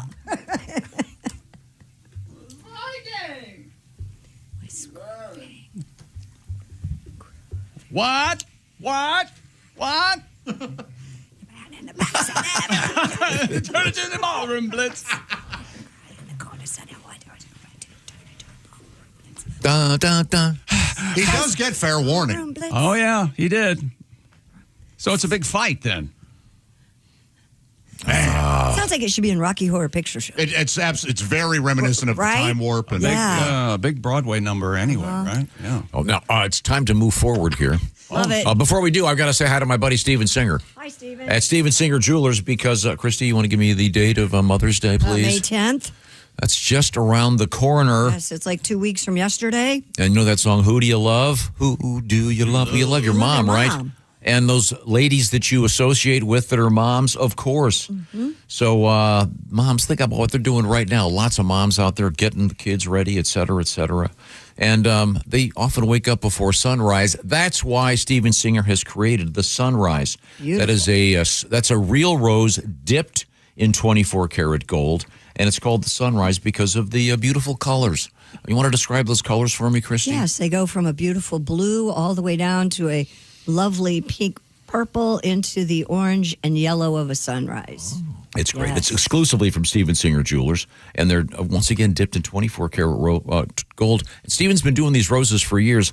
People collect all of them. They arrive, of course, in a beautiful gift box, and they are shipped for free, of course. Who else has free shipping? Nobody. Steven Singer Jewelers. Steven's new Sunrise Rose is just $89, only available at IHateStevenSinger.com. Celebrate the moms in your life. They make every sunrise possible, of course. And don't forget the jewelry. I'm a big fan of the At Last bracelet, the At Last necklace, the At Last earrings. Lots of real diamonds, of course. Steven only believes in real diamonds. From Steven Singer Jewelers, once again, visit the inventory at IHateStevenSinger.com. Time to check in with the sporting scene in Chick McGee. NBA playoffs. San Antonio Spurs star Victor Wembanyama. Vicky Wembwem? He returned from a concussion to play in Game 4 of the team's first-round series against the Portland Trailblazers. San Antonio now 3-1 lead in that. And remember, Vicky Wembwem hit his face. Right. And he's very upset with the concussion protocol. He's not going to say specifically what happened, but he feels like, well, the doctors had to get a couple of ladders to get up to to check it for these concussions. Yes. Tall man. Unbelievable. Extension. And one of your favorite NBA players, Tom, Joel Embiid. Mm-hmm. You know, it was his birthday last week, and you didn't know who he was, or said Joel or something like that. Remember that? No, I don't remember that. Anyway, so he had a surprise appendectomy. Oh, they're often so surprised. I've heard of a surprise birthday party. Yeah. you had one of those, didn't you, Josh? Yeah, I had a surprise gallbladder. One of those. It came out and it was all mushy like garbanzo beans. And lucky you were on the short list for appendectomy transplant, Josh. Yes, exactly. There was a donor right there. Anyway, they give someone else's appendicitis. After a horrifying motorcycle accident. That's going to go. But it had a tattoo on it, which was cool. Yes. Buffalo, Colorado, Tampa Bay win in regulation NHL last night. Overtime, the Ducks beat the Oils. And a blind man ran the Brighton Marathon in England with the help of a pair of smart glasses. This is amazing. Hey, we've been hearing tell of these. Yep. Braille artist Clark with an E. Reynolds donned Ray-Ban Meta Wayfarer smart glasses, and they're not that crazy expensive either, and used an app called Be My Eyes. The app's called Be My Eyes to connect with volunteers who helped guide him through the race in real time. The app connects people who are blind with volunteers through live video and artificial intelligence. He completed the marathon in just under 6 hours and 20 minutes and got lost 12 times. I made the last part. No, but he did. There was, in fact, a technical issue at one point. Clark was he was able to use the tech for almost all of the route. I said almost. There were a few moments connectivity was lost due to broadband width caused by the sheer volume of people at the event. Yeah, the problem was he was right near the river, so suddenly it became a triathlon. Boy, that'd be tough. That'd be hard. It doesn't say, but I think they had someone running right next to him. Oh, I would think. Well, sure. Just in case what happened, which was that it lost its... Well, there's got to be. But that's great. They have to be working on. There's some way to hook up to the ocular nerve through a small. I hope. Yeah, that's what I was thinking. And you wear these glasses, you have sight. We hear about scientists always. Is your boyfriend attracted to your farts? Well, we'll find out why scientifically. So hopefully, we're just not hearing about the optic nerve scientists. Yes. Yeah, they're busy. Now, this guy was completely blind, and he did run it, and because they're Ray-Bans, he looked cool. Yeah. Oh, yeah. What was his time again? It was 6 hours, just over 6 hours. Okay. His dog beat him by 30 feet. Oh, that's a long leash. Yeah, at the end, the dog just said, "I'm not going to be second place." What's the joke about the dog and the parachute guy and skydiving? Yeah. Man, it's funny. Would you care to do it? Take my word for it. It's a hoot. You would really enjoy it. You would really enjoy it. Did you ever watch that America's Funniest Video Show? Which is, you can pretty much watch it constantly on your phone. But wouldn't it be great to have this guy? They do this, this serious thing. They have the scientists and the doctors talking about the guy's got the special glasses, and then they show him running, and you can just hear the voiceover going, "Well, often runners talk about hitting the wall." Now, in this case, Mr. Johnson actually hits the wall because he's blind. Wow. Now, and speaking of marathons, get a load of this. A pair of African distance runners both broke the fabled 2-hour barrier in the 26.2-mile marathon. Oh, my gosh. Sebastian Sawe of Kenya ran the London Marathon over the weekend, 1 hour, 59 minutes, 30 seconds. Oh. Beating Ethiopia's Yomif Kichelcha, who was running his first marathon. He finished in 1:59:41. It's the first time he's ever done it. Oh, my gosh. The guy... Yeah, I'll give it a shot. Breaks the world record. Why not? Wouldn't that just make you infurious if you're spending 5 years? I was telling Tom this. My dad was actually was on the 4x100 meter relay team at my high school, and he was set the record for quite a while. Wow! Until somebody else did. But he said if the 440 is the worst distance you can run because you have to sprint. You absolutely have to sprint for 440 yards. But if they're running under 2 hour 26 mile, you'd have to sprint for 26 miles. Exactly. Holy hell, Tom. And these guys, they train, they're from what, Tanzania and Uganda? Kenya and Uganda. Jacob. They're chased by lions. That's how they get them. Yeah, for sure, yeah. That's how they get them to loosen up. At some point, the lions are going to have to look at each other and go, man, we need to step it up. Yeah, we can't. We can't outrun these. Hey, Kipchoge's outrun me again. Is that like a 6-minute mile? They're running like a 6-minute mile for 26? 26 of them. God. Think about that. Well, does it say that the whole race was downhill? I don't know if it mentions that. No, that would be something that on skateboards. And now, ladies and gentlemen, I'm proud to present this. Stupid world record. They say that. Yeah, gee, sure Very does, proud. It's called Snack Kingdom. And it's officially the world's largest snack store. All right. Created by China's snack retail chain, Ming Ming. Hen Mang, the newly opened Snack Kingdom, brings together more than 6,500 snack brands from all over the world. Think about that. 130,000 square feet and 35,000 snacks. I mean, from everywhere. So if you're in China, in this place in China, what is it, Ming Ming? Ming. Look, I lived in Korea for 2 years. Hen Mang. I know Asian snacks. They suck. Oh, that's why they have all the good American stuff. They have worldwide snacks. I get this box. It's called Quaintly or something. It's a box of London, England themed things. It's a monthly thing, and they send me like a double-decker bus. And, fun. Cute. And a pot holder with the Queen on it. But just yesterday, I opened it up. It had wine gum in it. Ooh. And I'm scared to try it. Weird. That sounds horrible. So it has to be like gum that tastes like a cab, right? Or Cabernet? Whatever. Would you want that? You're the big wine. You like wine. You know wine. I like wine, but I wouldn't want to chew the gum. Well, how'd you like to? You pop in some gum so that you can drive with no alcohol in your breath, and you accidentally grab that. Oh, right. Or are there pretentious gum? What is it? Sommelier? Is that what they're called? Oh yeah. Is it like a bubble gum sommelier?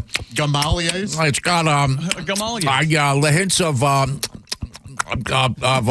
leather and baseball card. And it kind of has the consistency. I haven't. Maybe I'll bring it in. We'll try it on the air. Okay. I'll have a piece. Well, I have to chew gum all the time now. It's like bubble gum. Oh, I was going to ask. Is it square like a bubble gum? Do you think it squirts? I don't know. Oh, like cum gum? What was that stuff called? It was not called that. We didn't call that on the air. Was it called squirt or something? I forget. Gushers or something? Cum gum. I thought that's. Like cum gum? Is that what it was called? You guys know what cum gum is. I don't know if that's what's called, but you know who's calling you? Our show manager. It was called Freshen Up.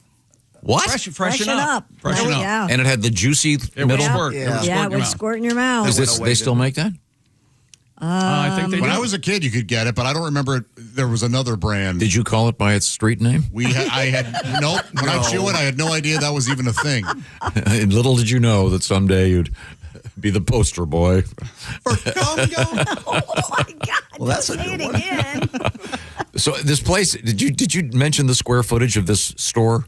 130,000 square feet. Yeah. Think about how big this is. All they sell is candy. It's got to be cool. Well, no, it sounds like chips. There you go. No, there's Look at that. It looks like a tunnel. Sweet It's baby awesome. Jesus. That It is is awesome. awesome. With 35,000 bags of chips and candy. I've never been happier in all my life, and I'm just looking at a picture of it. I Yeah. can't imagine being there. And they give you your change in insulin, incidentally.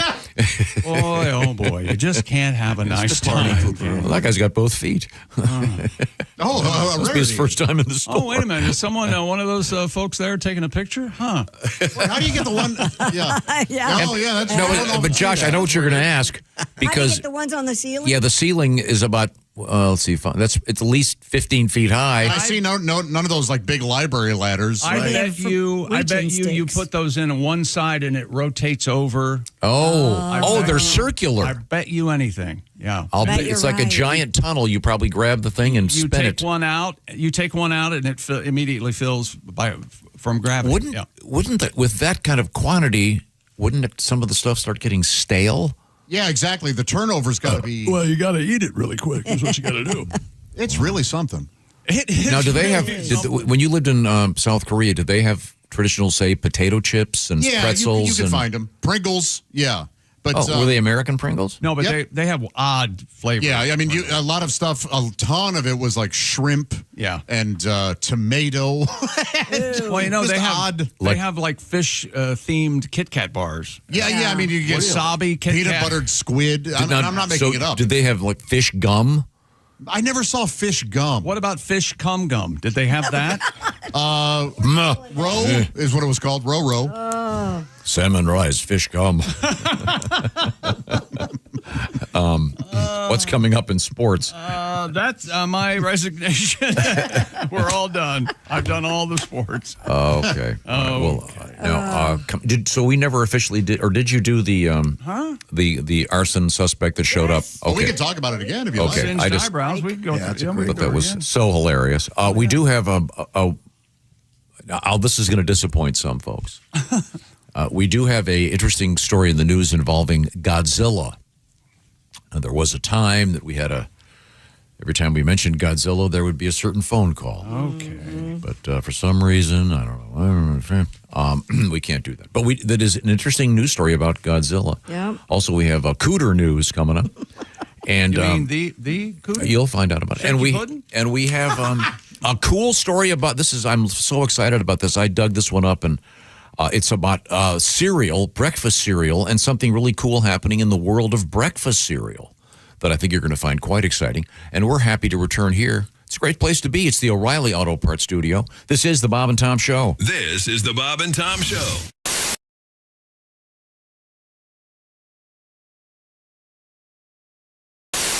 Hey! You still don't have orange insoles?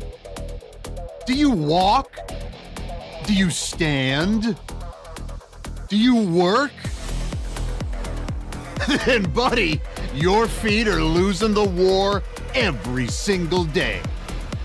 Your arches go flat. Your heels scream. Your knees pop like popcorn. But wait, what if I told you you don't need a prescription, you don't need a diagnosis, you just need orange insoles? Rigid arch support that does not collapse. Deep heel cup for shock absorption. Built strong for work boots. Comfortable enough for everyday shoes. You upgraded your tires. You upgraded your mattress. Maybe, just maybe, upgrade what you stand on every single day. Orange insoles. If you have feet, you qualify.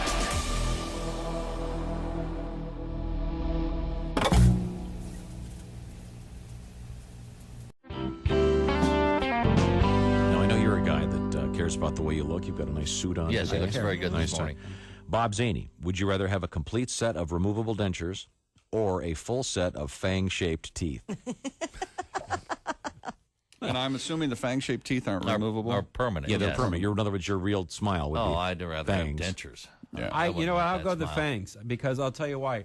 My teeth don't show when I smile. Let's see. See? It's not natural. My whole childhood was my dad going, show your teeth, like that. I look like I'm trying to poop. In every childhood photo. They just don't show, so it won't really matter if they're fangs. Okay? I gotta see some of those. Yeah. I swear to God, my dad, show your teeth, Bobby. It does look like you're trying to once again drop a deuce.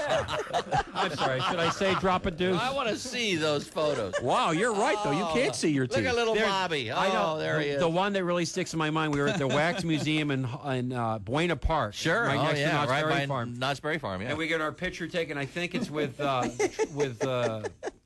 Frankenstein. Uh-huh. So you get your photos, and then it's the whole family, and I'm like, yeah, in front with Frankenstein.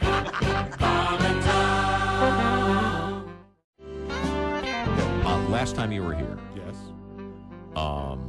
you got talking about catchphrases.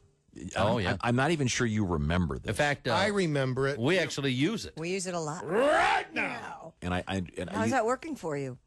You know, I got to say that, you know, I'm a comic, so everything, and when I improvise something, it's a throwaway. And I'm certain that I've thrown away my career and the potential for a decent career 100 times. I've had people say to me, you know, that baked bean bit, the funniest thing I have, and I don't know what they're talking about. You know, because it's like, you know, I got my stuff, and then I got my, because you had that guy on from Bruce Springsteen earlier. Sure. And I was talking about working with the boss and the boss way he works a set list. That's me. Yeah. I don't mean to say I'm like Bruce Springsteen, but I'm like Bruce Springsteen. Okay. You change it up every I night. have a set list, and then I'm willing to. Then you never follow it. Yeah. You know, I'll do what I need to do. I'll do whatever I got. It's like making love. You know.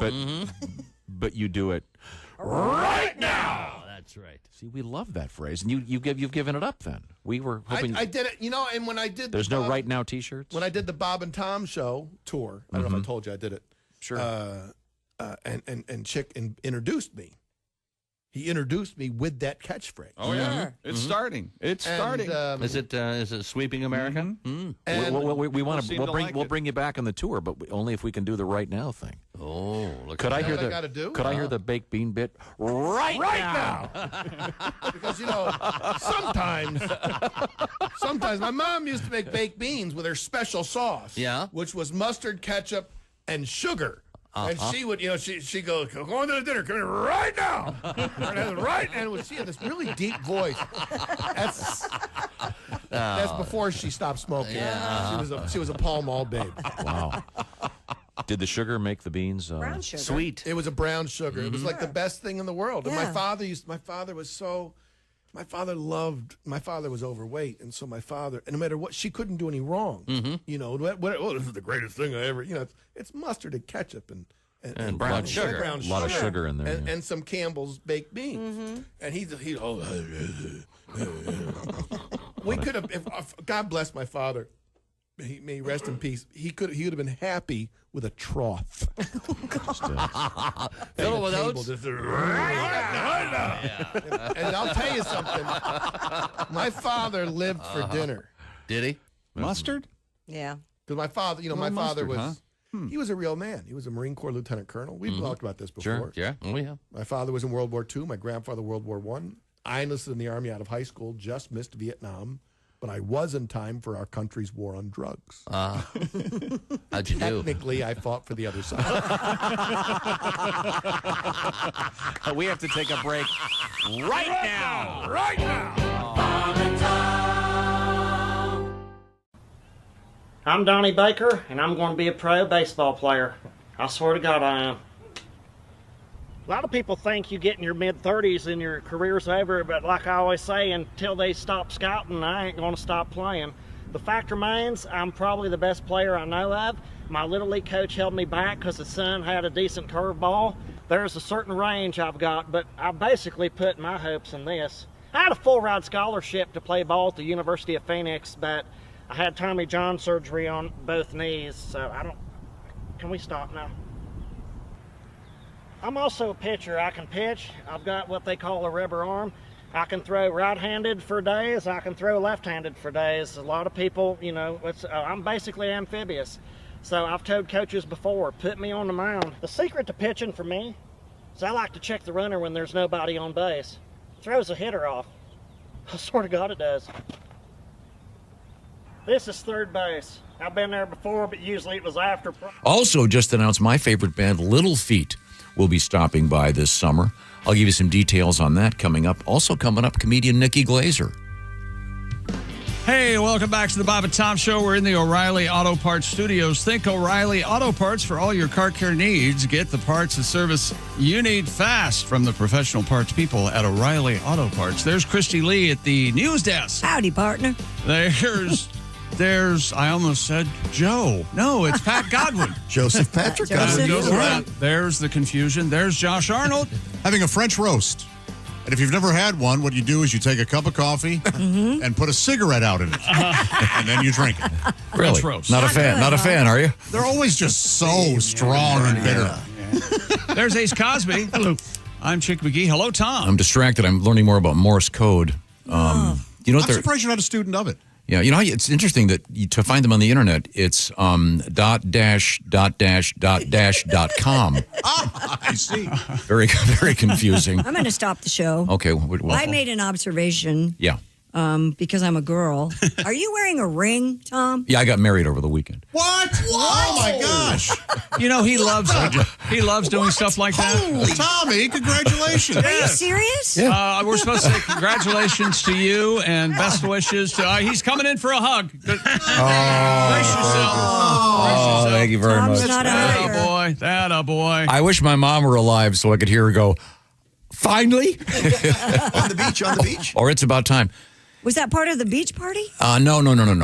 As it happened, Kelly and I were in the Bahamas for an event. Right. And everyone else had to leave pretty much. So we decided we'd made plans actually to get married on Friday night. And we made the plans quite a while ago. And no one was there from our family. It was just and we're going to have a nice party here this summer. Okay. But we just wanted to get the technical aspect of it done. So it's our favorite beach. So it had been a beautiful sunny weekend, and we were scheduled to get married at 7:30. We had the whole thing. There's some lady got it all arranged. It couldn't have gone smoothly. It had to have rained. Please tell me what happened. I'll have some photographs for you tomorrow. We had to, during the vows, we had to hand the umbrella back and forth. So to put the rings on was kind of tricky. Did you get dressed up? Please tell me, bare feet. You were in bare feet. No. This is actually a true story, and only you guys will believe it. As you know, Kelly does not necessarily appreciate the way I dress. Right. I dress for comfort. I have a sort of a. Wow, you really should be in political press releases. Almost a definitive lack of style, if you will. Yes. But she had gone down prior to my going down there. I went down there. I flew down Friday morning. No, Thursday morning. Oh, Thursday morning. In any event, she had purchased some beach pants. What are they? Like linen. Linen. Oh, you got to have linen. She got, Nice linen. You got to have linen. 2 pairs of linen beach pants. Nice. And then linen shirts. Mm-hmm. Beautiful. Which linen, I ironed it twice before I went out because of. That's it. It's known to wrinkle, but it's supposed Oh, it didn't really wrinkle because it was soaking wet. But remember, it was pouring rain by the time. But we were thinking of maybe just doing it inside. We had a couple of friends that were around. We thought, we'll just do it inside. Nope. One of the guys goes, no, you got to go outside. It's going to stop raining. He says, it's going to start. But here's the point. So we're getting ready, and I put on the trousers, the linen trousers. Trousers. He says trousers. Oh, I bet they'll show off his manhood, too. Well, Josh, here's the problem. Now, I'll do this in a Socratic method. What color underwear do I wear? Black? I always wear black underwear. Yeah, Were their trousers white? They must have been visible. Yeah. And I put them on, and Kelly looks over and she goes, you only have black underwear? And so I do my own laundry, so maybe she wasn't aware that I only own black underwear. She's never seen you in your underwear? She assumed. Well, now you're married. She can see you in Yeah, finally. She assumed correctly, incorrectly, I should say. She assumed that I would have gone out and bought a pair of light-colored underwear. Mm-hmm. That would have been if I tried the pants on and thought it through. None of those things had I done. Well, then you had to go no underwear. So then I said, I'll go commando. There, boy. That was immediately rejected. Oh. So now this is the absolute truth. Now this was. You wore a pair of hers. I wore Kelly's underwear. Oh, yeah. Now, wait a minute. You just made some listener, maybe more than just one, you made their day. Because she had what might be considered my flesh tone colored underwear. Now, so I put the underwear on, and I'm not sure how to describe this delicately. The underwear is designed. Is it a shaping underwear? I'm not sure. It's got the back side is significantly more fabric than the front side. You understand what I'm saying? Yeah. The front. Yeah. So I put it on, and during That's how several women's activities, underwear is. things were flopping out. Oh, wow. So it occurred to me To turn it around? I had to. I'd gone to an event the evening before wearing the pair of pants, so I went back to our condo, turned the underwear around without. So now I'm wearing my soon-to-be wife's underwear backwards that I'd already worn frontwards. You following me here? I'm following you. So the next day I had learned, I've got to. So did they become like a G-string? Did they go way up? Well, I wasn't going to go into that, but there may have been an If your issue. doctor had asked for a urine, stool, blood, and semen sample. I just would have handed him the underpants. Attaboy. So I'm one of the few men, I guess I could say that. I got into my wife's pants on my wedding night. Yeah. In fact, I got into them a couple hours before the ceremony. Literally by wearing them. Every word of that is true. Well, that's one. Well, congratulations. Yeah. So Good for you. and we For you. The kids happy? Do they know? we told everybody when we came back. And do they? Yeah. Well, how'd the girls react? Cheers. They seemed to be pleased. Yeah, of course. Yeah. I think. That doesn't sound like. But see, What are their ages? You really can't tell it. 10. Well, there's 10, 13, then they go up the scale. Yeah, there's I mean, it probably doesn't feel much different to them. There's no telling. Yeah. Yeah, but I think that Hart was. We told her, "Hey, look, we're going to have a big party this summer. Yeah. And you can be the flower girl then." I think that was left out. Yeah. That was a problem. Okay, well. yeah, but it was May I just see the ring? There you go. Yeah, it's, I'm shocked It's that you're cool wearing looking, dude. a ring. It's cool. yeah. I don't know what this is made of. You It's have- metal something. And I say this with years of heterosexuality. You have very feminine fingers. They are Artistic, They yeah. turn me Very on in long some. and they thin. turn me on in some ways. I can't describe it. Spindly? Yes, some might say that, but yet masculine. Yeah. Oh, yeah. Yeah. Beautiful hands. And see, I can. Oh yeah, you can. Very dexterous. Oh God. Now we know why she wanted to marry. Yeah. There you go. See what he did there? So Mr. but Hensy. there it was. Again, pouring. It had been beautiful all week, but it was pouring rain Friday night. But it was Who was your witness now? very, very memorable. There were several folks. Please about- tell about Pat 8 people. that you took one of your best friend with you. Your best Please tell him. No, none of my group was there. Oh, I can't wait to see the picture, and it's you standing next to Todd Yon. Sean Morey there. Or you next to Don McLean. Actually, the photograph is next to Orion. Orion? He was our native photographer. Oh. We hired. Yeah, but it was Orion the I saw a picture of you dancing with a native girl over the. Yeah. That was what is it called? A Junkanoo band? Yeah. Junkanoo. Yeah. Junkanoo, Yeah. They were loud. They were great. They had like they were playing. It's like Stomp, right? They play the oil drums, and they've got I don't know, 8 horns, trombone, sousaphone, all the whole deal. I remember seeing them when we went to Bahamas for the Super Bowls, and they're dressed up in great. It was really fun. You do anything traditional, like lift Kelly over the threshold as you came into the cabana? That didn't dawn on me. Because we were at like Daddy G's disco at 1 a.m. Oh man, Daddy G's is fantastic. You been there? No. Oh, okay. This is a blast of happy news. I'm very. We needed that. Thank you. Very nice, Tom. I'll have to get used to wearing this ring. I forget what this is made of. It's what is it? Titanium? Titanium. I don't know. I'll look at it. Did you fly down with both the rings? You know what's cool? Yeah. You know what's cool? Christy, maybe you know this. When you buy one of these rings, they give you a plastic one too. Did you have to buy a seat for Kelly's ring? She already has that It's ring. titanium because they can't cut them off. If you get into a problem or you need to wear a ring, like let's say you're working on something, they can't cut a titanium ring off. They won't come off. That's why a lot of race drivers, we don't have people the that work with technology yet. mechanics. Okay, that's wear interesting. those- I didn't Actually, know. the black rubberish wedding Yeah. rings. Yeah, they give you a plastic one as a. We as do a have the backup. technology. It's just in Area 51. I see. Okay, good. There were about 10 scientists that knew about it, but Coming up, read on actually, that. it's by complete coincidence. They just coming disappeared. up, we have wedding rings in the news. Yes. Well, congratulations, Tom. We love you, buddy. Thank you. I love Kelly, and I'm glad we're married now. How cool is that? Do you also love us? Because I love you. Well, I love you, Josh. In fact, we're going to consummate that during the break. The bad news. I'm going to watch. I was going to say the bad news is your bottom, but I guess that. Okay, thank you. Thank you very much. all of you. Once again, we will return. These are the O'Reilly Auto Parts Studios. This is the Bob and Tom Show. For a complete copy of the Bob and Tom Show contest rules, go to bobandtom.com/contest.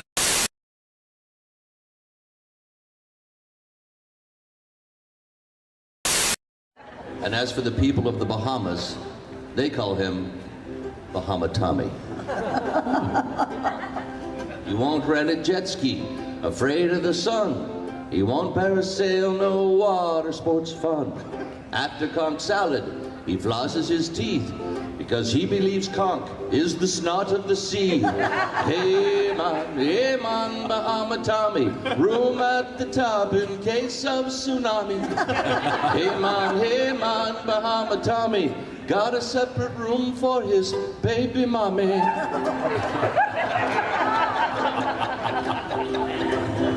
The sun never touches his lily white skin, and nothing exposed from his feet to his chin. He offers zinc oxide to a Junkanoo band.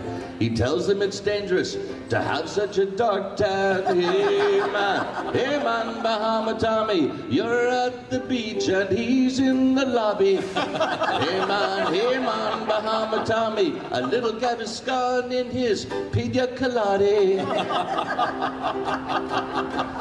Oh, lovers on the beach. Tommy's on his own. They're on each other. He's on his phone. Tom on the beach and he's wearing Ray-Bans, long pants, long shirts, and sanitized hands. Hey man, Bahama Tommy, heading to his room to bop the salami. Hey man, Bahama Tommy, can't flog the dolphin because he broke his army. All true. A sunset cruise, and Tommy seems nervous. There's no life vest and no phone service. Out to dinner, Tommy runs late. He's the only man who makes Bahamians wait. Hey man, Bahama Tommy, you're not as good looking as Bahama Bobby. Hey man, you recognize him in his Wayfarer glasses and conch-eating grin.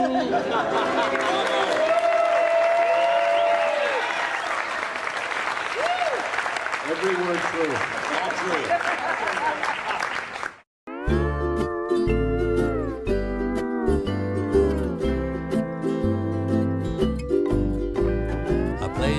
ukulele like I'm playing with my baby. I finger and I pluck her. I love to play an island song. So won't you play along? My Honolulu baby likes to play my ukulele. She strums it and she hums it. She loves to sing an island song. So won't you sing along?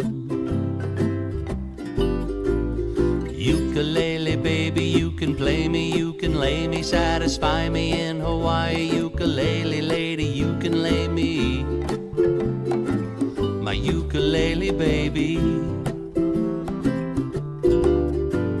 Ukulele baby, licky licky on my wiki, wanna lay you in Waimea. Ukulele lady, you can lay me, my ukulele baby.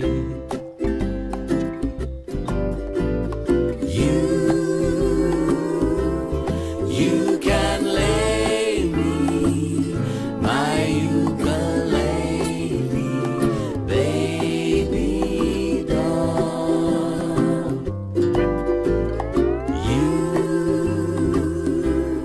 You can lay me, my ukulele baby doll.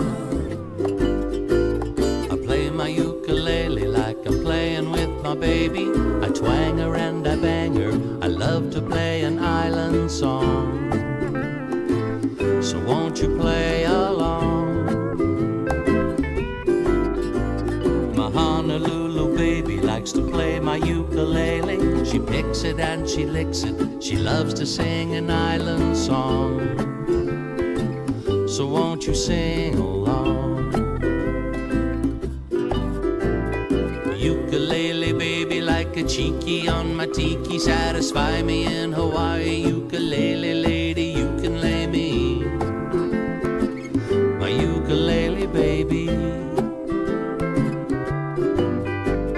Ukulele baby, rub your knocker with sunblock. I wanna lay you in Waimea. Ukulele lady, you can lay me, my ukulele baby.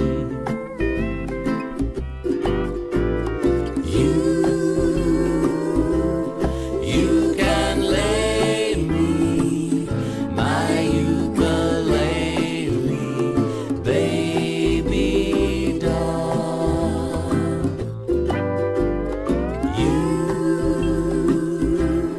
You can lay me, my ukulele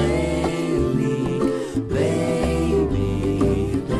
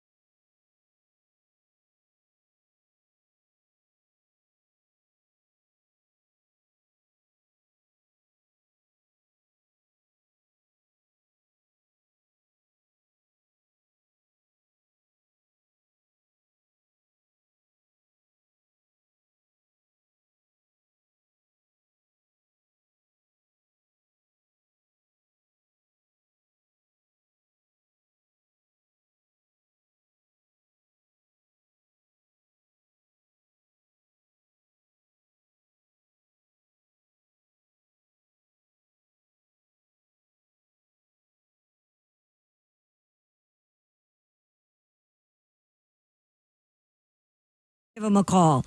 Well, maybe not babysitting, but Plumbing, Heating, and Cooling, 317-300-5186. Thank you very much. Welcome back to the Bob and Tom Show, where you're in the O'Reilly Auto Parts Studios. Think O'Reilly Auto Parts for all your car care needs. Get the parts and service you need fast from the professional parts people at O'Reilly Auto Parts. There's Christy Lee. Hello. She's at the news desk. There's Pat Godwin. Hey, chick. Got a song coming this time, is what I hear, Tom. How about that, huh? Oh, really?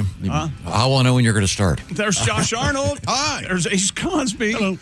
I'm Chick McGee, and now you have to be gentle with him right now. He's very upset. He was not evidently a big life moment for you this past weekend. Am I correct? Could have used the best man. You I got married. There was no best man, no maid of honor, well, no. It was just help. the two of us on the beach with he cannot be consoled. couple of friends.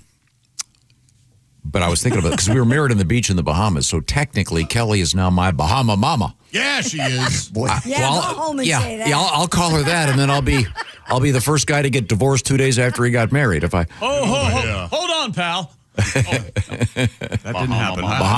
Bahama mama. Didn't happen. Yeah, I had to wear her underwear during the ceremony because I was wearing white linen pants. It's a Bahamian tradition. Well, let's ask this. Would you do it again? Did anything take? Did you like it? Is it legal? Oh, you mean wearing the ladies' underwear? The ladies' No, because you're too messing. Again, I had to. Not only did I have to wear her underwear because you could see through the pants, and I only have black underwear. I've only worn black underwear for the last 25 years, I think. I didn't think about this, and it was that scene in where Randy Quaid has the dickie on with the white shirt, and you can see. That was the effect of black underpants under white linen trousers. Now, let me ask you something. Did she take the underwear back from you, and is she wearing them now? She threw it away. You know, she threw it away. She burned them. I decided maybe this topic shouldn't be. I actually washed them when we got back. I washed everything myself. Oh, okay. Linen, you got to hand wash it, and then you don't. hang dry. You don't have to hand wash it. Wash it on delicate. It'll be fine. Cold water. It says the instructions. Man, if you followed. If you ever look at a clothing tag, if you followed all laundry would take 7 hours. Right. That's all you'd get done. For one load. Yeah. It's so crazy. But in any event, so I washed the underpants. And they're, like I said, they're my flesh tone. Underpants. But again, I had to turn them backwards because the front, I don't know how to describe it. Things were spilling out. Yeah, things were. For ladies' underwear, always is like that. It's narrower in the front and bigger in the back. Especially period panties. That's just how it is. Okay, Josh, be careful. You might not get invited to the party this summer. Oh, I'm not saying she was on her period. Okay, good. Hey, Tom, you had Bahama Mama, and it tripped something in my brain. There's a Central Ohio legend, Schmidt's Sausage House, and they have a sandwich called, it's legendary. It's the Bahama Mama. I don't know. It's it's in German Village in Columbus, Ohio. And there's the proud Bahama Mama there at the bottom. And it is delicious. It looks amazing. It does look so simple. You know it's flavorful. Oh, it looks like a hot dog on a beautiful bun. That bun looks like it's made of something special. Right? The bread alone is Now, that's a split top bun there, Chick, which you're not always a fan of. I'm a fan of in this case. The Schmidt Sausage House, they do a nice job. And you can tell that sausage has good snap. And that's important. Is it flavored in the Bahamian tradition of like the thing. No, church chicken? That's just the whole just the thing name? rhymes, I guess. Yeah. Okay, just the rhyme. No, I heard it, Christy. I didn't. Just my heart skipped a beat. What'd you say?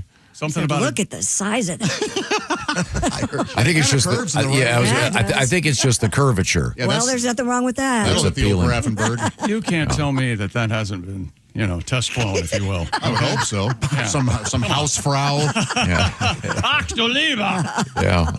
Now, speaking of weddings and wedding rings, this news story just happened to pop up today. More couples are opting for tattooed engagement and wedding rings. According to new data, a quarter of Gen Zers say they would consider. I don't know if engagement ring, that doesn't seem like something a lady would be on board for. They are considering ditching the physical ring altogether in favor of tattooed bands. Young couples are taking to social media to show off their permanent wedding rings, ranging from band designs, both simple and intricate, to each respective partner's initials. The generation is. They're getting away from wedding conventions, like 30% open to non-diamond stones, 25% forego a ring entirely in favor of something more experiential. Is that the word I want to use? Like a shared experience. Like an experience, like a shared trip or maybe a big ticket memory or to save the money from the wedding. Swapping or swinging. Oh, sure. That's like Tom, eloping to the Bahamas. But it's funny because yesterday, Finn and I went out to brunch, and our waitress and her husband works there too. They both have tattooed rings. But it reminded me, and Pat Godwin will back me up on this, when we did our show from Louisville a few years ago. Yeah, that woman. Remember there was that lady in the audience that ran a tattoo removal place? Yep. And remember what she said, Pat? That's where they make most of their money, right? With the tattoo removal. Yeah, but From I the mean, wedding rings. But the number one tattooed removed was the Right. wedding Right. ring tattoo, followed by I think initials on the neck, and the names on the neck, and that sort of thing. And I guess it was Pete Davidson in the news last week said he's spending $250,000 to get all his tattoos But removed. didn't I see he put one on his face? He did. Yeah. So he got all those removed, but then he put one on his One face. on his Which, face. hey, whatever. Yeah, but, whatever, Pete. Look at Tom. That's crazy. Oh boy. Okay. Well, Yeah, I I guess he's know. already banged all the Kardashians. You got to do something to stay on the news. Yeah, he's doing something right. The You women know, he's had. He must seen be the, hung like a horse. He must That be. show he had on something, Peacock or something. He's probably really sweet and charming, that was too. pretty Yeah. good. Yeah. Pretty funny, I bet. But the wedding ring tattoo also, as I indicated, the woman said that when the tattoo removal lady said that they're extremely painful to remove that one. Must be. If I were to get a tattoo, I think that's what I would do, though. I think that would be kind of nice to have.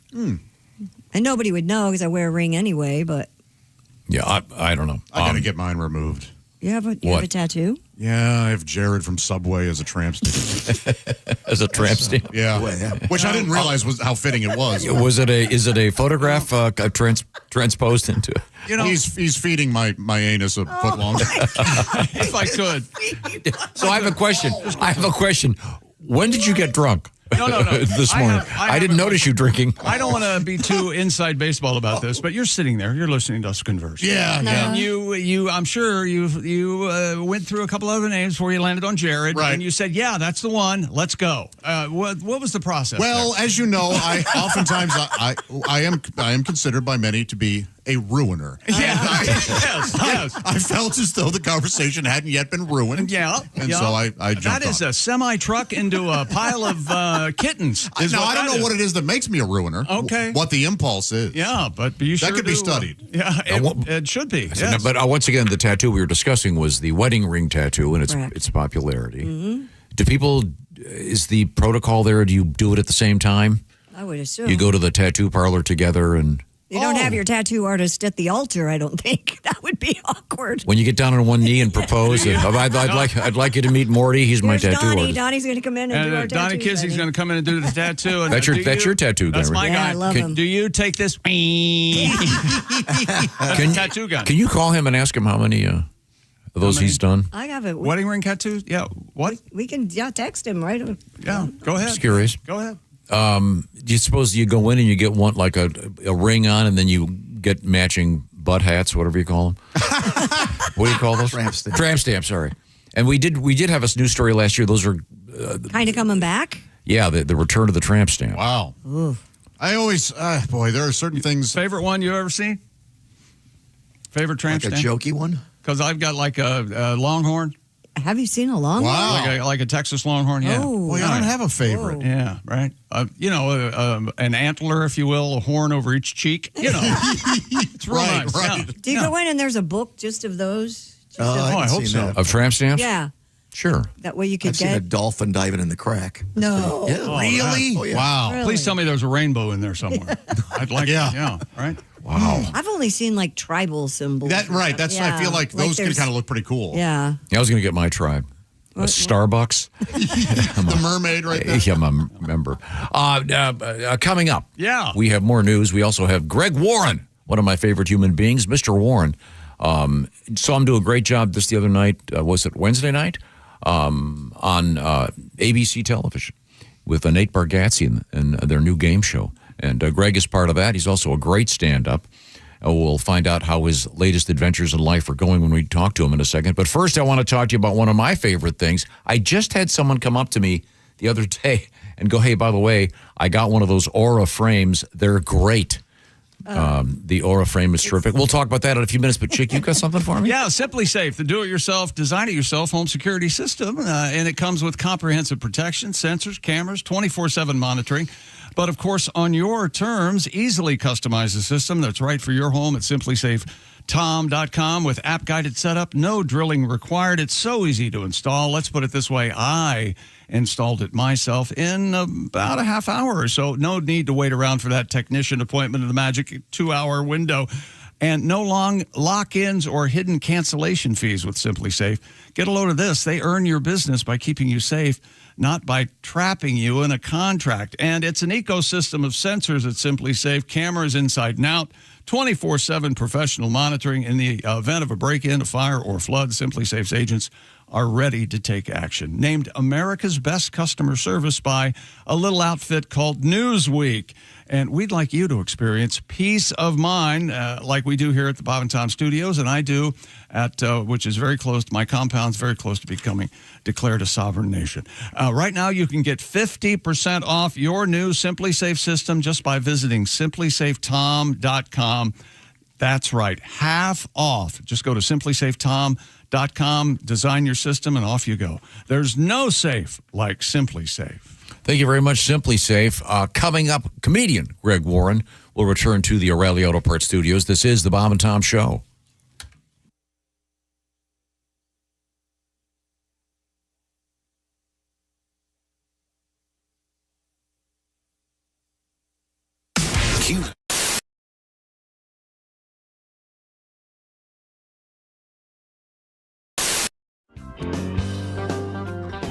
Oh, how I do get sentimental about me carefree days as a lad.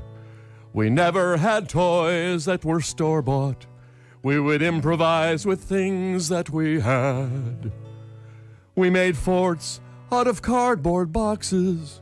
Yardsticks were swords or were spears. But of all these things, none gave the hours of fun like me mother's gigantic brazier. Oh, me mother's, oh, me mother's, me mother's gigantic brazier. It was of the finest label, canvas, lace, and stainless cable. Me mother's gigantic brazier. Yeah! Oh, I leapt from the roof of the garage, though I was but 6 or 7 years. Oh, I would have broke me back, but I clung fast to the straps of me mother's gigantic brazier. Oh, me mother's, oh, me mother's, me mother's gigantic brazier. Wing nuts, cleats, and spoiler, brass grommets, and cup holder on me mother's gigantic brazier. We tied the bra between 2 trees. The neighbor boys, they did declare. We ended the attack with 6 pumpkins and 2 cats flung from me mother's gigantic brazier. Oh, me mother's, oh, me mother's, me mother's gigantic brazier. Delicate flower appliques, 8-track tape and safety chains on me mother's gigantic brazier. One time we used it to slow down our dragster or parasail behind our boat. Then there was the time it was used to airlift an injured skier off a treacherous mountain slope. But most I think of my father's pride when wash day it was done, as he hoisted it up the telephone pole to billow in the sun. Oh, me mother's, oh, me mother's, me mother's gigantic brazier. With an awning and screen door, could sleep 2 family of 4. It's me mother's gigantic brazier. Oh, me mother's, oh, me mother's, me mother's gigantic brazier. Reinforced hydraulic winch, reflective tape, and 3-point hitch on me mother's gigantic brazier.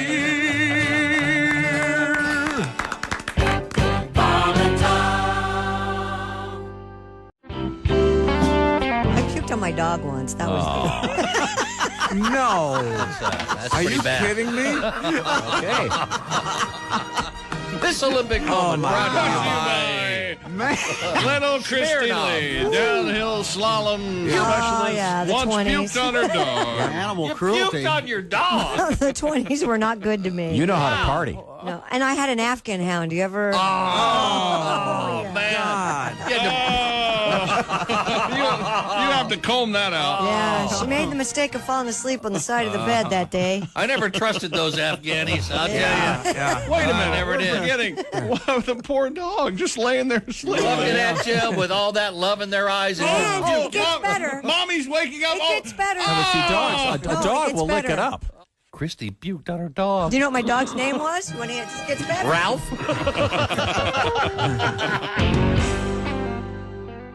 Well, I'm such a big AI or whatever fan, and here's the thing about just getting older. I see future dates and I get bummed. Like I'll watch the news and they'll go, and by 2060, this will be around. Then I'm like, aw. Have fun with that, everybody. Yeah. But I did just sign a 30-year mortgage, so I'm like, good luck. Good luck getting that on the back end. You guys probably got about 17 years out of me. And then I'm done. It is a nice neighborhood, but we're on the backside of the South Pasadena, so we're close. So although it's nice, the crime starts just to the other side of us, and we had some police activity in our neighborhood not too long ago. I see. And obviously a little scary. I'm supposed to be the defender of the home. Currently with a vitamin D deficiency, it does take a little bit of the edge off your confidence. Yeah. Well, if someone breaks in your house, when your first concern is not the burglar, but did he leave the front door open so a strong wind could snap you like peanut brittle? Sure, I understand. But a buddy of mine, someone broke into his house, and he did not react the way he thought he was going to. He did What did not, he do? Well, what he did was he hid. Oh, really? And, and so now he got terrified. He wants to buy a gun to defend his home, and he's never used a gun before in his life. And I was trying to convince him. I said, you don't need a gun to defend you. You're not a gun guy. What you need is a baseball bat. Yeah. The baseball bat is the perfect home defense weapon because Sure. any idiot can swing a baseball bat. Because you don't have to be baseball good. You just have to be pinata good is all Yes, you have to be. that's right. That's right. As a matter of fact, the more spastic and unstable you are, the deadlier you appear to the intruder. Right. Yeah. Exactly. A gun in and of itself is a dangerous weapon. Ruined? Call Josh. The Ruiner. What do they call that one guy? The Punisher, right? Yes, I'm the Ruiner. Marvel, you're the... What is it in the casino? The Cooler? Cooler. Yeah. Oh, yeah, call in the cooler. That's a good movie. That is a good movie. It is a good There's movie. Ace Cosby. Hello. I'm Chick McGee. Hello, Tom. You old married man and that ball and chain and so on and so forth. All this is helping. I think we're going to get the big screen. There we go. It's the man in the Otis elevator hat, comedian Greg Warren. I was watching on the TV the other night, Greg. Hey, Tom. Hey, guys. How we doing? Hi, Greg. Good. Great seeing you, buddy. You know, good to see you. You know, see you Tom guys. loves your show, but he also loves the fact that he can say things like "It's on ABC television." And that's something he can put an anchor in. Don't you mean Wednesday night on ABC? Yes, tonight. It's Nate Bargatze. Or anytime at all, wherever you are, And- whatever you're streaming. Watch this, Josh. Okay. In the role of Durwood Kirby, it's Greg Warren. Durwood Kirby, the sidekick to Gary Moore. Everybody, Is that as obscure enough? Gary Moore Chick, brought us Carol Burnett. How about that? Chick, you know how I end my sets now on stage? No. I throw down the mic and I say, check your local listings. Yeah, baby. Do you ever give it some what I do. spice? Like, check your local list. That's right. Well, I never thought of anything like that. That's very good. That man ought to be in television. And I know, now.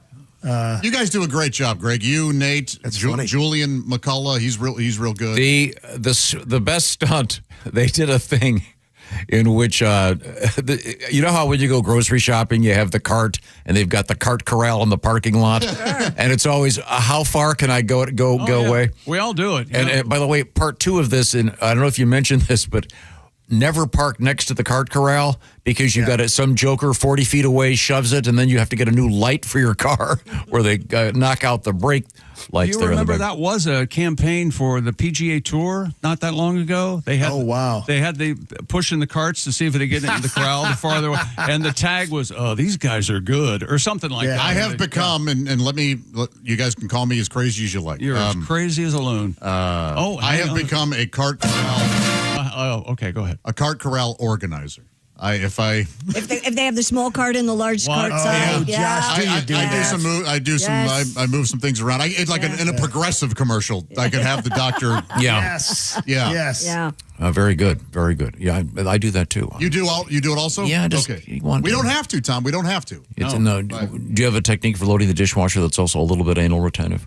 A little bit anal retentive. I mean, no, I have very specific. Okay, but me too. Now, Greg Warren, what's the latest with your life? Everything going great? I know you had your great homecoming show. I heard great things about it. I hear great things. Oh, thanks, man.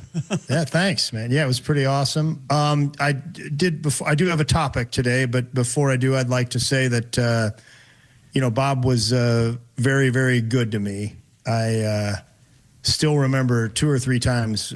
Once when he emailed me, and then once in the showroom when Bob stood up after a bit. It was maybe the greatest moment of my life. And then doing a live show one time, he came up and talked to me. But one of my favorite things that I remember about Bob was how upset he was when Tom got one of his favorite dishes at a restaurant discontinued. Yeah. That's correct. The broccoli cheese soup. Broccoli cheese soup. Broccoli cheese soup. I had no idea that Bob liked it. Yep, absolutely true. Yeah. That's a true story, my friends. And you're the first one to mention that since the sad death of Bob. I'm sorry. He was. I was in the studio when this was revealed. Bob was not happy about it at all. Yeah, you still can't believe that whole scenario, but it's absolutely the truth. It happened, man. Yes. It's incredulous. Bob was not happy about it, man. Nope. I didn't realize that was his favorite. But it was somebody's favorite, And not only Bob's. that restaurant eventually folded. Yeah. It's no longer there. Yeah. Sorry. I'm sorry about it. Once again, Greg Warren comes to us with a topic that typically most people don't go deep on, but Mr. Warren chooses to. And what is our topic today? Tom, it's the Appalachian Trail. Oh. You ever been on it? I have not been on it. You been on it, Josh? Maybe. I think, yeah. I've stomped around. Just wandered around over there. I've stomped around that area. That just tells you how exciting and important it is. I mean, I love the Appalachias. Are you a Appalachia or a Appalachia? Latcha. Oh, I'm a Latcha all day long. Okay. Yeah. 2193. That is the amount of miles. Goes from Maine all the way down to Georgia. Wow. I had no idea. 4,000 people try to hike this thing, the distance. They're called through hikers. 4,000 people every year try to do it. About 1,000 people make it. Wow. Huh. Apparently, but there's only about 22,000 people that have ever made the whole deal. About how long does it take? 4 or 5 months. Man. Oh, wow. Yikes. Yeah. A lot of walking. Actually, I'm sorry, 5 to 7 months. You have to be real fast. One guy did it in 41 days. That's Carl Sabby. He's a maniac. That's a weird Kenyan name. Belgian, actually, Josh. Oh. Sabbe, Carl with a K. Are there hotels all along the way? Oh, There's a are some Wawa hostels and a Buc-ee's and there are I didn't get this. There's like hostels and huts and lodges. So yeah, you can, you're going to do a lot of camping, but you can get a break. Wow. But I think you have to, these things fill up pretty fast. It's managed by volunteers. 31 clubs. The main club manages 266.8 miles. That's the biggest club. But they sort of they're the ones who clean it up and take care of it. You never think about it going all the way up to Maine. Yeah, right. Now, Tom, is this apparently that's the? Sorry, chick. No, is this a thing like you backpacked across Isle Royale, right? Yeah, I did a. Would you have thought of doing this, the Appalachian Trail? Or I would never in my life have had that kind of time. Yeah. How's the cell phone service? I would imagine you get some here and there. Here and there, yeah. I wouldn't. You are going through towns on this thing. Not every day, but you'll hit some towns here and there. Yeah, you're good to mention that because I picture desolation and when I hear trails. But can anybody? Can you sort of at random do a couple days? Or do you have to sign up and have a permit? Or you have to No, do you it can all go straight just do a through? small segment, sure. Oh, yeah, I do that, certainly. Can you do it in bits and pieces, like do every other Yeah. weekend? You have Is Greg frozen? a quick? His Zoom is frozen. Yeah, Yes, he's he is. frozen. Yeah. Okay, yeah. I found him emotionally Yeah, right, yeah. at sometimes. That's a good angle, though. He looks like a superhero. Oh, there you're back. You're He's back. back. There he's back. Lost you guys. Okay, yeah, we were making fun of you. Oh, I got yeah. Okay, guys, I lost you for a second there. You're back. You're back. Was it pretty good? Oh yeah, It was great. You know, when you travel on the trail, if you're a through hiker, often you take a nickname. oh. Yeah, you basically these people they sort of want to they want to adopt a whole new personality when they're out there. Some of the nicknames I saw were Maple, Tin Man, Belch, Seeker, Skippy. There's a guy I'm not hanging out with. I don't want Do you pick your do you create your jerk. do you create your own name, or do you have to pick it out of a hat, or do you have Well, this is a great question, Tom. Usually a trail name is given to somebody by their fellow hiker and is often something they do that they mess up. Oh. So if somebody, a couple of people knocked over a stove and started a fire, they were crash and burn. Gotcha. Mm-hmm. So any of you guys know what your... Mine would probably be quitter. That's going to be mine. Darn it, Greg. That's exactly what I was going to say. Well, actually, we found one for Josh today. Yeah? Is that right? He is known as the Ruiner. Oh, yeah. You know, yeah, Greg, yeah. I'm very capable of ruining any given thing or moment. Oh, any situation, yeah. Everybody Any just, topic, well, it's yeah. time to go home. That was, I think mine would be Crier. crier. Yeah, crybaby. yeah. Come on, crybaby. Mine would at least be shin splints. Oh, yeah. Shin splints, yeah. I mean, are most people prepared for this? Well, yeah. They physically fit if you're going to walk, 2,000 I miles? would think. I think some people do prepare, some people don't. Even the proclaimers quit halfway through. Yeah, because they only walk 1,000 miles. Oh. 500. Nice. 500 miles, right? Oh, yeah, that's a quarter. But there's two of them, so they did. Very good, Josh. Nice recovery because you almost ruined that Nice joke. save. Ruined. Yeah, that's very good. So is it pretty? Is it fairly hilly? I'm assuming. It's the mountains. Yes, it's the Appalachian.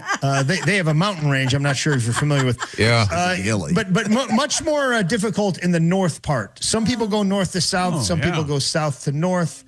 As Tom would say, Greg, let me ask you this. Is this a prescribed path that you take, like signs and the suggested way to do this? There's markings all along the way, well, that's specific nice. markings. Are there stats on people who have disappeared? Yeah, oh, yeah. Or eaten by bears. I'm sure. I mean, they have to be people. There's been like 10 murders. Oh. Sure. Yeah, you could. Yeah. Yeah. You go through Irwin, Texas. Irwin, Tennessee. Do you guys know what happened there in 1916? No. Well, they hung an elephant. Really? That was on the trail? No. He got lost. No, Murderous Mary was part of the Sparks Circus and killed a man, and the townspeople got real mad, so they hung the elephant. How do you do that? God. With a crane. They feel bad about it. Yeah, they have. They've done stuff for elephant conservation since then, but yeah. Can you imagine as the crane lifted the elephant, the fecal fountain of? I couldn't imagine it until now. He's kind of forcing us to, isn't he? The elephant's scared. The elephant doesn't know what's going on, right? This is where I'm out on the whole through hiker business. The most dangerous animal on the trail, what do you guys think? Rattlesnakes. Snakes, yeah. It's not a They bear? have rattlesnakes. They have copperheads. There's moose way up there in Maine. Mountain lions. Black bears, bobcats. But you guys haven't hit it. Mosquitoes? Man. Lyme. Lyme. Disease. Oh, yeah. 9% of AT hikers, that's what they call people that are in the know, AT, the Appalachian Trail. 9% of AT hikers have Lyme disease. Wow. You know, it's no joke. Remember, Daryl Hall had Lyme disease. It was debilitating. You don't want it. Yeah.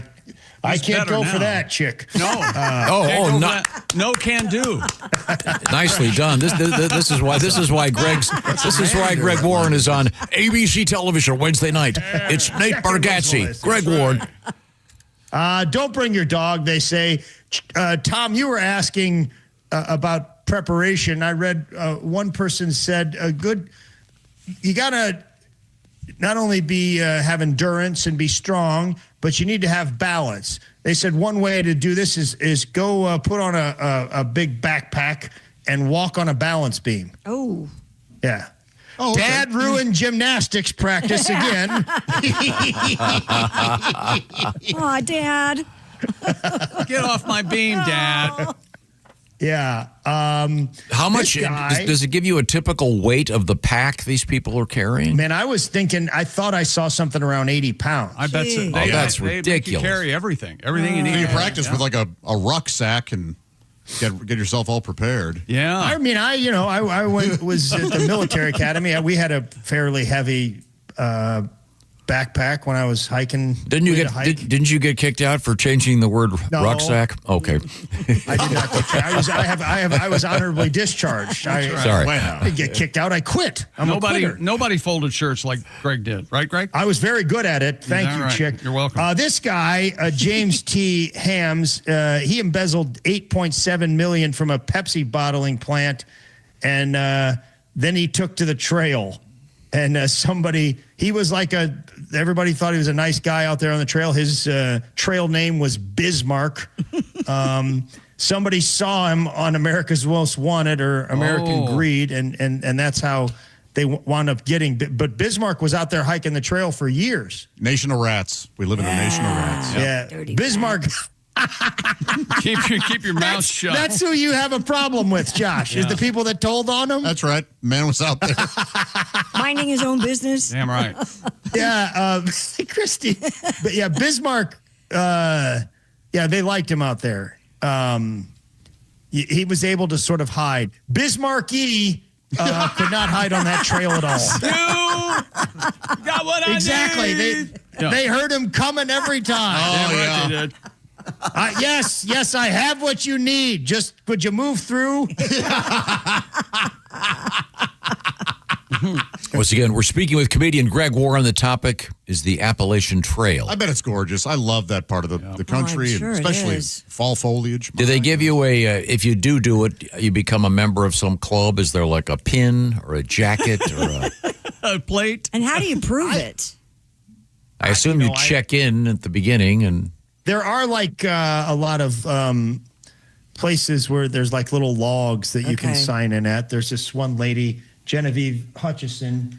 You can go to her house over there in Bald Mountain, Massachusetts, and she'll give you a drink and you sign the guest book. Oh, Genevieve's sweet. Yeah, she's nice. That guy wrote a book about it, and they made a movie about it. I liked the movie.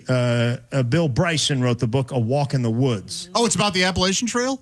It's about him attempting to walk the Appalachian Trail with his friend. The movie was Robert Redford and Nick Nolte. Bryson quit, I think, about 40% of the way through. I had a great time filming that. Hey, is Nick Nolte in there? Yeah, Greg, I'm a big fan. I had no idea. You know how long it took me to walk the I don't. I don't either. 48 hours. Wow. That was, Hey! at least it was in English. Now, Greg, we're going to say goodbye. On that note, sorry, I ruined sadly. Tom, congratulations. I hear you got married. I did over the weekend. Yes, sir. Outstanding. Thank you very much. When's your next live gig? Yeah, you're so smart. Going to Colorado Springs with Nate tomorrow. All right. Oh, that'll be a great show. Playing a big thing there. Beautiful country. All right. Oh, yeah, man. Well, thanks, Greg. It's always a great pleasure. Yes. Great talking to you guys. Okay. Love you, man. See you, Bye, buddy.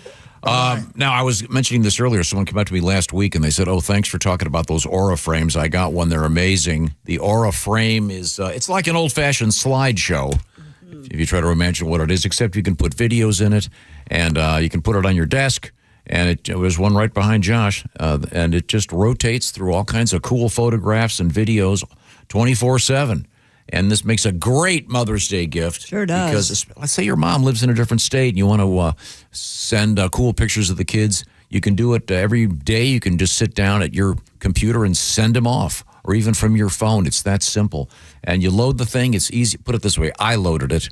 And if I can do it, you can do it. Believe me. The Aura Frame, A-U-R-A. Free, unlimited storage. You don't have to pay a monthly fee or anything. Just add as many photos and videos as you want. And every frame, comes packaged in a premium gift box. So this makes a great Mother's Day gift. The Aura Frame, by the way, named #1 by Wirecutter. And you can save on this great Mother's Day gift by visiting auraframes.com, and for a limited time, get $25 off the best-selling Carver mat frame, which is what that one is. Use the code TOM. Just use my name. AURA, auraframes.com. Check out the inventory. It's a great product. I'm a huge fan. Support the Bob and Tom Show, if you will, by mentioning the Bob and Tom Show. When you check out, we'd appreciate that. Certain terms and conditions apply. Get the details and get the frame sent to you in time for Mother's Day by doing it today. Once again, it's the Carver mat frame. You'll find it at AURA, auraframes.com. This is a great Mother's Day gift. We are coming back with a Moby Dick update, in case you were wondering, and apparently a song from Mr. Godwin. We are in the O'Reilly Auto Parts Studios, and this is the Bob and Tom Show.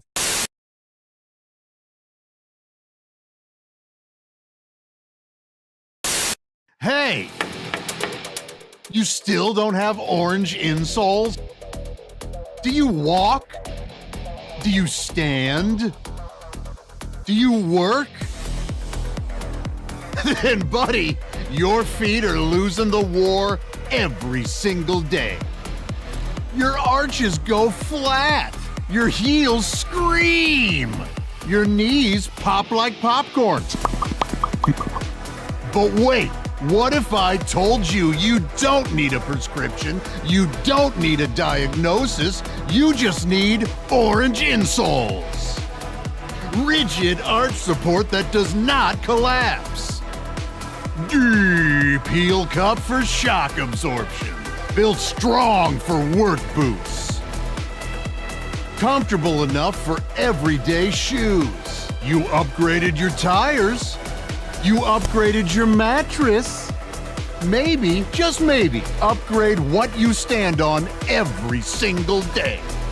Orange insoles. If you have feet, you qualify.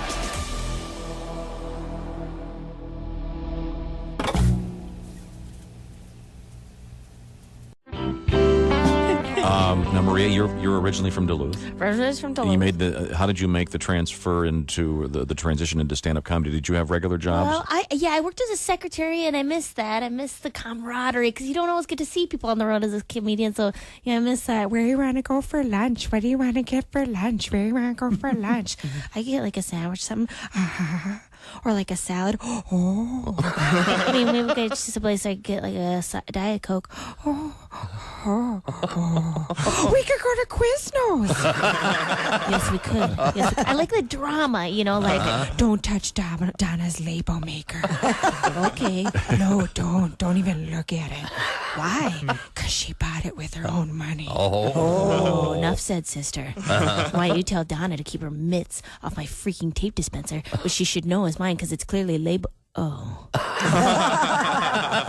Fellas get mad. Who stole my key lime pie yo play? Wasn't me. Did you eat my Southwestern style lean cuisine? No. Did you eat my half chocolate rabbit I've been gnawing on for 5 years? It's basically only half a head and an ear with a soft baby blue ribbon wrapped around it because my ma gave it to me for Easter. Yes. Don't. It took you too long. I had to scrabble it up in my chops. But yeah, I used to work as a secretary for a long time. Yes, you've been around. Yeah, I've been around. And I used to work as a star character in a touring show. I did a Star Trek character. Oh, we really? Go What? Wait a minute. Mall openings and Jack in the Box promotions around the country. Which What Star character? Trek? Well, I was a Bajoran, which is from Deep Space Nine. Not many people. Greetings, It I'm sounds- Major Lelanka, the planet Bajor. Get the F away from me. All right. That was most of my job. What is the name of the tribe, the people? The Bajorans. So they're Armenian. We were like the Jews of your World War II. We were decimated by the Kardashians, which are And the Kardashians definitely Armenian. Yeah, they are. Yeah. They're lizard-like people. And all I have left of my parents to remember them by is this bloody paper doll. That looks like a napkin with some ketchup on it from this food court. Oh, so you're a denier of the Holocaust.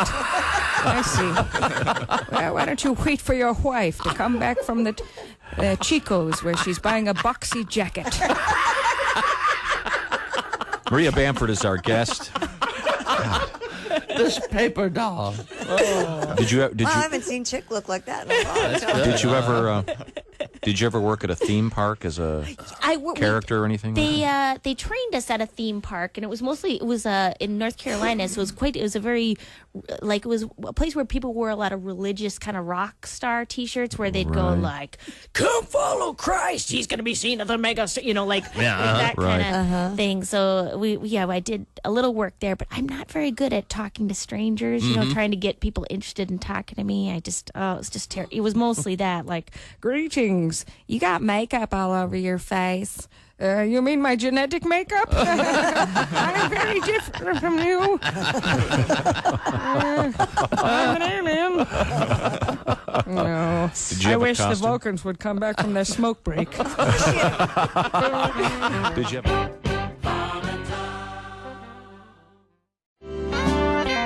Just before we went back to air, we were talking with Theo. Theo threw a new word at me, and a new phrase. I am not aware of this. There is something out there called the Lucky Pierre, which, Theo, you didn't really give me much information, but go ahead, flesh this out for me, literally. It's something that I've heard that the kids are doing. It's the kids would be you. Yeah, you're a kid, huh? Yeah, well, in this story, I'm not the kid in this one. It's if there's a threesome going on, which I enjoy. Who doesn't? Who doesn't? Now, threesome. So threesome would be, say, you and two ladies. Yeah, me and two ladies. Yeah. However, if it's three fellas, then I've heard the term. What? Yeah, if there's a thing. It's they used to call it the train back in the 70s, but three guys. If it's three guys and no ladies, and they call the guy in the middle the Lucky Pierre. Do they now? I don't see that being all that lucky. Lucky or the manata. That's what I've heard called as well. There you go. Oh man, the manata. I love it.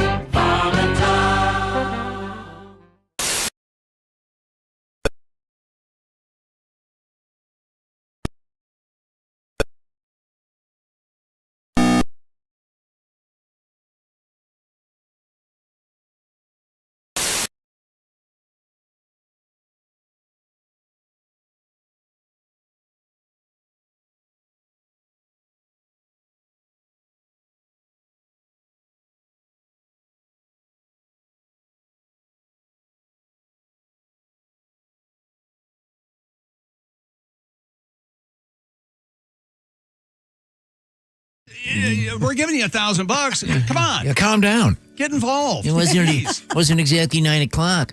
That wasn't really released in stereo. Hey, listen, I'm going to be... Hi, welcome back to the Bob and Tom Show. We're in the O'Reilly Auto Parts Studios. There's Christy Lee. Hi, Chick. Hi. There's Pat Godwin. Hello. Hello, indeed. There's Josh Arnold. Where is he? Where is he? Who? Josh Arnold. He's the I Hate Steven Singer sidekick chair. Ah. There's Ace Cosby. Howdy. I'm Chick McGee. Hello, and here's Tom. Hello, Tom. We were talking about this news story suggesting that just by chance, it's about engagement rings. Mhm. And I got married over the weekend. I got a ring on right That now. is not a joke. I can't believe you're wearing a ring. I think it's a really cool ring, Yeah. dude. I Might have be tungsten. I have no idea what this is. Tungsten. It might be. Oh, those make good fishing weights. Do they? Especially on some fluorocarbon. Yeah. Oh, nice. Yeah. You can feel every little time. You know, there's a tradition that if you go fishing with the male with his wedding ring, and you use your wedding ring as bait, and you catch a fish, and it comes back, and your wedding ring comes back, it's meant to be. That's right. Oh. Now, however, if you lose your wedding ring While using it as a lure, fishing lure. bait, Okay. you're automatically divorced. Good to know. Well, we were talking about they're saying more and more people, Younger people. young people getting married. They're getting this tattoo thing instead of a ring. They're getting the ring tattooed on. Mm-hmm. But we also found out that's the number one tattoo removed by tattoo removal places. Mm-hmm. But I was trying to remember the name of the guy in Moby Dick. Remember in Moby Dick, the guy that's got the scary face tattoos? It's like Queequeg or something. Queequeg, yeah. Queequeg. It's not Steve Buscemi? And he's the guy. He's the guy building his own coffin. Yeah. Because he's sick, and then he gets well, and then the coffin ends up saving. A lot of spoiler alerts. What are you doing? Oh, You're sorry. spoiling alert. Never mind. God. I hope we got Moby Dick out of the way over the weekend.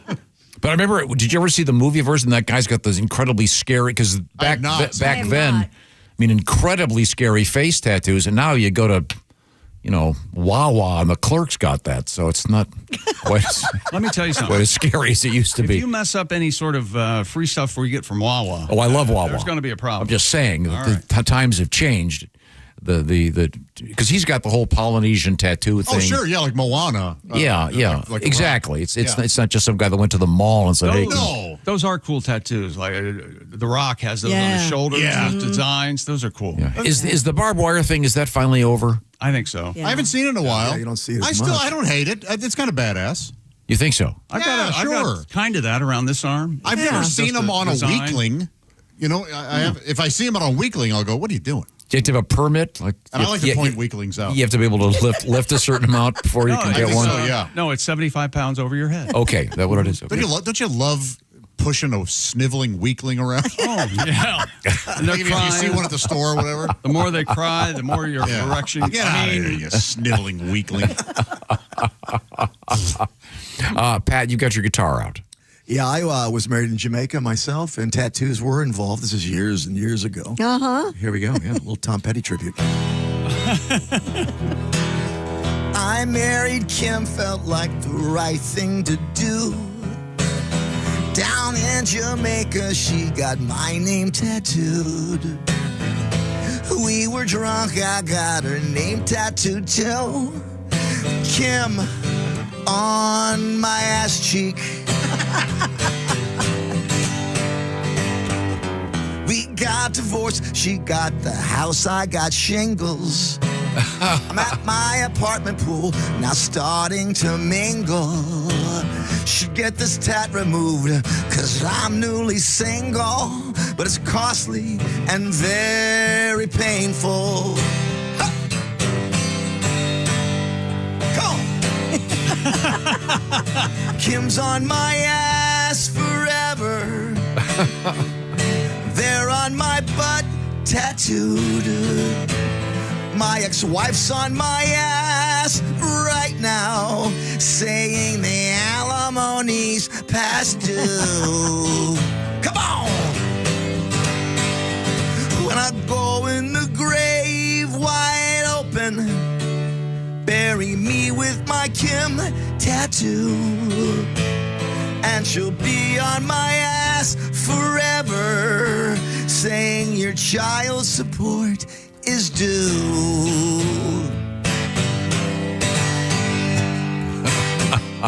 Yeah. Now, Which Kim was that? Was that Miami Kim? The marriage was actually Philadelphia Kim, the lawyer. The Is that how story's you- a little muddled. Okay. Is that how you keep There's a them Miami straight? Kim, Philly Kim. Are there cities with the Ohio Yeah, Kim? that's the way you have to put it in my phone. Miami Kim. you've had three Kims, right? Three. Way more than that. But and didn't you have a Kim in like grade school or something? Yeah, my first Kim Tilford out of Dallas High School. There it is. Gosh. There you go. Tell me back that's in the not pool there. That is crazy. Sick. I see. When we come back, take your boobs. When we come back, we have exciting things from the world of news. Christy, give me the We haven't preview. done history either. We missed it today. I think the only thing that you can I haven't- break the cycle is you meet a male Kim. Oh, there you go. You could go for a soda with Kim Mitchell. Yes. Thank you very much. Might as well. I don't think you can anymore. Oh, yeah, that's right. Is he gone? well. Is he gone? I'm not sure. Maybe. Coming up, we have fish in the news. Yep. We have a very unusual Godzilla story and also a very unusual trading card story. And if you think you had a bad moment on your last vacation, this one's going to be worse, I'm telling you. I absolutely promise you. These are the O'Reilly Auto Parts Studios, and this is the Bob and Tom Show. Hey, thanks for listening to the Bob and Tom Show this morning. Get a look at today's show on our YouTube channel.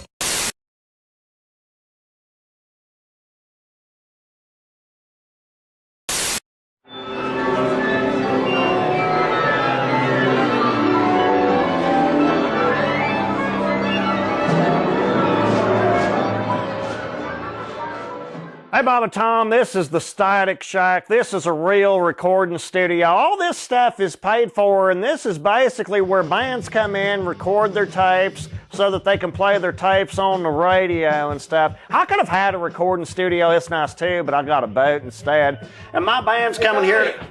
What? Can I get some help, man? Dusty, I'm the lead singer. I mean, I'm kind of busy, plus I'm taking my break now. If you need help, I'll get a girl to join the band.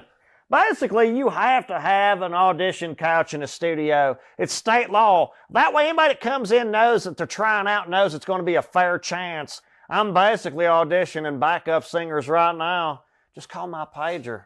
Pretty sure we can make it happen. I swear to God we can. This is my favorite part of the recording studio. Not every band has this. We got Goldschlagers. Look at that, Goldschlagers. We got Funyuns, and we got Jaegers. It's the lead singer salad bar. I love Goldschlagers. Goldschlagers is basically the only liquor invented that looks like it has goldfish turds floating around. But the fact remains, that's 14-karat gold. When you drink all of this, you can crap a promise ring. Bob and Tom, this is called the Control Panel Console Operation Board. I probably know more about this stuff than anybody I know of.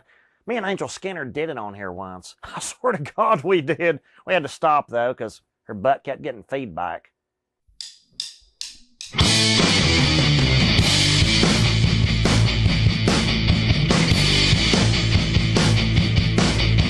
Late night party at the pizza barn. Have no idea it could get this hard.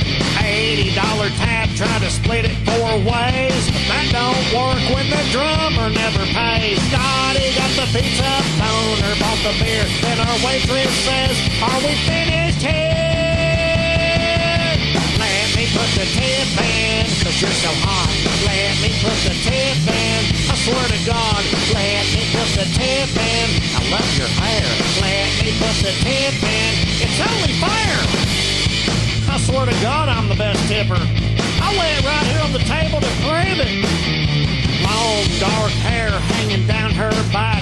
Had asked for days causing a pork attack.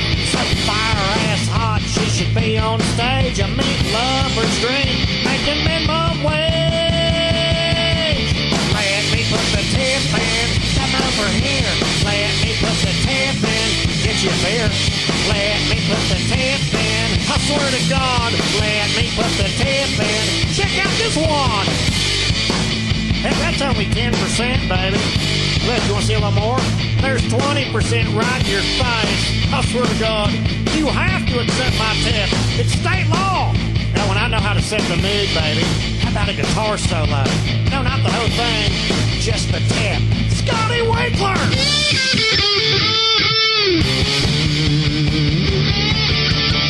Let me put the tip in, I swear to God. Let me put the tip in, give me the nod. Let me put the tip in, let's try your card. Let me put the tip in, or the salad bar. Let me put the tip in, baby. You'll always come out ahead. I swear to God you will. I'm not a stripper person. I don't go to strip clubs. Uh-huh. No, I don't. I just. I know they come to you, right? Well, kinda. So how I'm dating a stripper, I don't understand how that happened. And what happened was I met her outside of the situation. She's getting a little older to be that, and she said she was a writer. I met her at a social event. She goes, "I'm a writer," and I'm like, "Well, that's interesting. What do you write about?" She goes, "Well, I write about sex work, being a dominatrix, and stripping." And I'm like, "Why do you write about that?" She goes, "Well, that's what I do." Oh. So somehow or another, I just held on to writer. And fascinating writer. Yeah, fascinating writer. In case your mother's still alive and you have to tell her. See, right. So now I'm dating a woman who who does dominatrix work. She spanks men and says that whole thing. And I'm not into that. That's not my bag. Right. I just It's not my scene, baby. It's not my scene. No. But I know that if I'm dating her, how am I not going to end up tied to a bed eventually? How You am I don't gonna know that. Right? Because I'm like, well, this is what you do. Let's give it a be try. work I for her, picture though. you tied to a ceiling fan and her saying goodbye. Well, hold on, I'm writing that down. No, but here's what I could see. I go tied to ceiling fan. Give her a good idea. Yeah. Well, here's what I know. What'll happen is I'll end up tied to the bed. I'll be like, oh, no, I don't think I'm good with this. And she's gonna be holding a ball gag, saying the safe word is "marry me." Marry me. Mark Merritt is our guest. Yeah, how about this, Bob? Red or black? That would split it up. Black. It's a black card. Okay. Chick, would this be a club or a spade? Club. Club. See, look at this. See, we're narrowing it down. Now we're down to 13. Would you say a high card or a low card? High. High club. That'd be like 7 and up. All right, Tom. Yes. If it's a high club, it's a 7, 8, 9, 10, jack, queen, or king. Jack. It's the jack of clubs. Oh, You'd jack. say this is pretty fairly chosen. Now, yeah? you're not touching the cards. I'm not touching it's been there the whole time. The cards are sitting in a little box. Jack of clubs. Jack of clubs. So when we drove in today, I was sitting in the car and I took one card out of the deck. Right. And I'll do this really, really slow. You can kind of let them know. Justin is holding all of the You'll cards. see one card in the deck is turned the opposite direction from all the rest. Yeah. One Are you card. kidding me? And that one card is... The Jack. No way. Okay. Get a card. Get this guy out of here. Weird, right? Hey, we're a witch. Hey, wait a minute. Witch. Where are my car keys? Hey, can you fix Justin? We need a magician. Can you fix Chick's computer? Witch! Oh my gosh, you're just in time, Justin. It only plays Steve Miller. Yeah. Uh-oh. Are you kidding me? Weird, right? Yeah. We have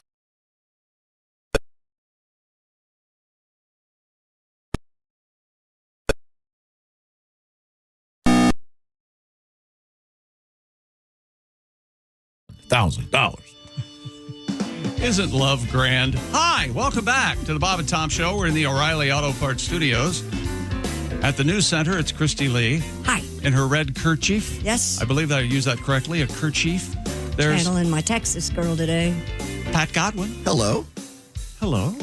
There's Josh Arnold. Hi there. He's at the I Hate Steven Singer sidekick chair. There's Ace Cosby. Hey, Chick. Hello. I am Chick McGee, and here's Tom with a letter, a fan mail from some flounder. I have to read this letter because we were speaking with comedian Greg Warren, and he was talking about walking the Appalachian Trail. I think hiking is more appropriate. Yeah. I don't think you really walk it. And it's, what is it, a couple thousand miles? Yeah.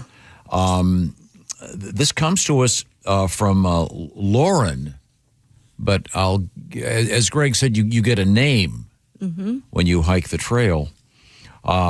She says, I hiked the trail in 2021. Nice. Carried the ashes of my grandpa, who had done the entire thing in 1999. Wow. It took me 6 months. Now, this is the interesting part.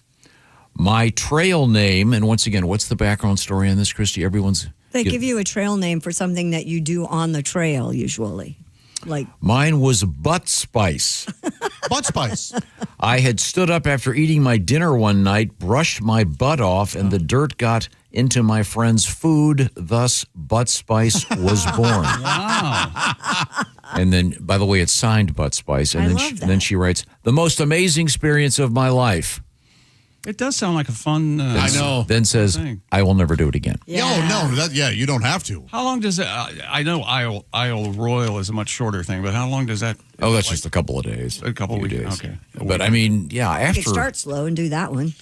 Come on. Maybe we should do something. A month on the trail is enough. Like 6 months. Can you imagine? Who'd be up for this? Like a team building thing. We could take the whole show up No, this somewhere. would be- and Go we could camping? Camp out. No, there'd be a death at least.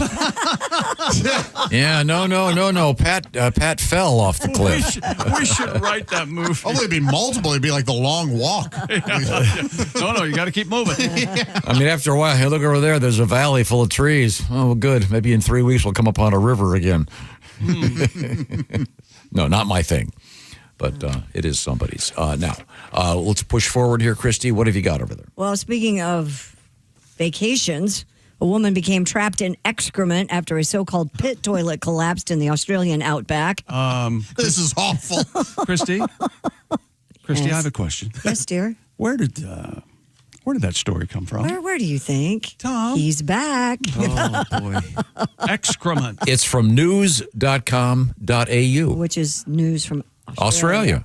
The tourist was visiting the Northern Territory with her hubby and 2 children when she went to relieve herself in what is called a long drop toilet at the Henbury meteorite crater. The toilet floor collapsed, plunged her 6.5 feet to the bottom of the pit. This is awful.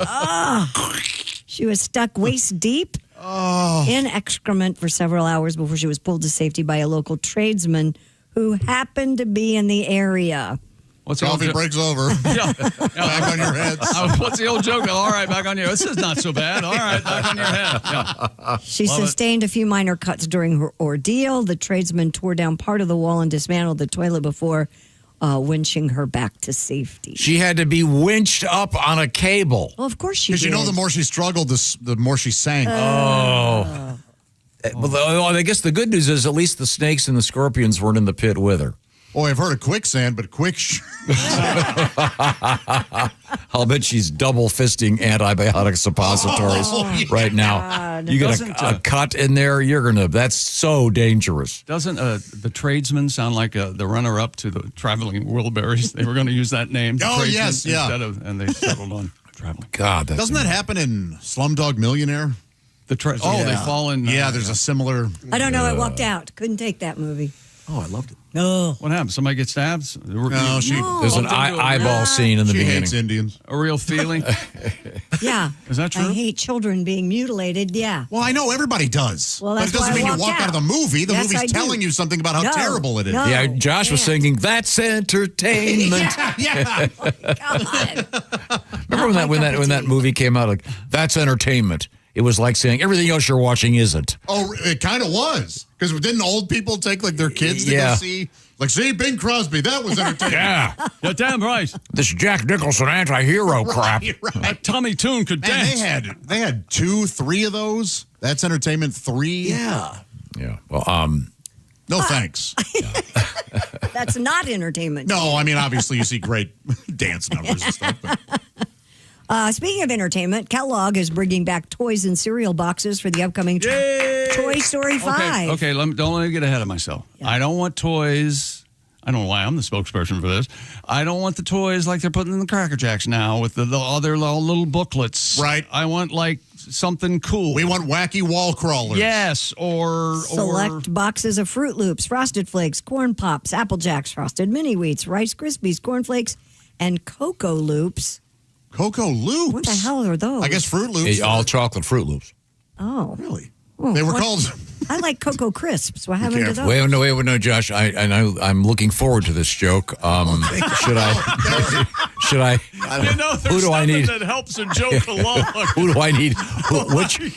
Which agency do I need to get? Do I need to get on the phone before you? Get your lawyer and HR. Okay. I too am looking forward to this joke. No, guys, this is way funnier than what the joke was going to be. Okay. We just got to leave it. Yeah, I can only imagine. It's going to be very disappointing because I don't know what the toys are. It just says we'll feature toys, spoons, trading cards, or movie ticket promotions. Spoons? Well, there is the new Spoon Toy Story character. Oh, I You know, see. the whole what is a toy type guy. How about, Sporky. no, they have a little magnifying glass or something. That was cool. That was not bad, yeah. Oh, okay. One's Woody and one's Buzz in I that see. case. Yeah, they're like little plastic figurine things. Sort of 3D printed. Woody looks So like he's now here's the thing: when you were a kid, did they have these? And Josh? Jesse. Yeah. Oh, yeah. Now, can I ask a question? You got three brothers. Yep. The cereal arrives. Yes. Now, do you dump it all out on the table to get the toy, or No. do you reach in, dig around, or do you have to wait till it comes out on its own? Natural pour. It was No kidding. And then Who- strict rules in the Arnold household. And then did the one who was pouring get it? Yep. Yeah. If it poured into the bowl, it had to go into the bowl. That's fair. Yeah. I mean, that was the only way my parents could keep. I can't imagine.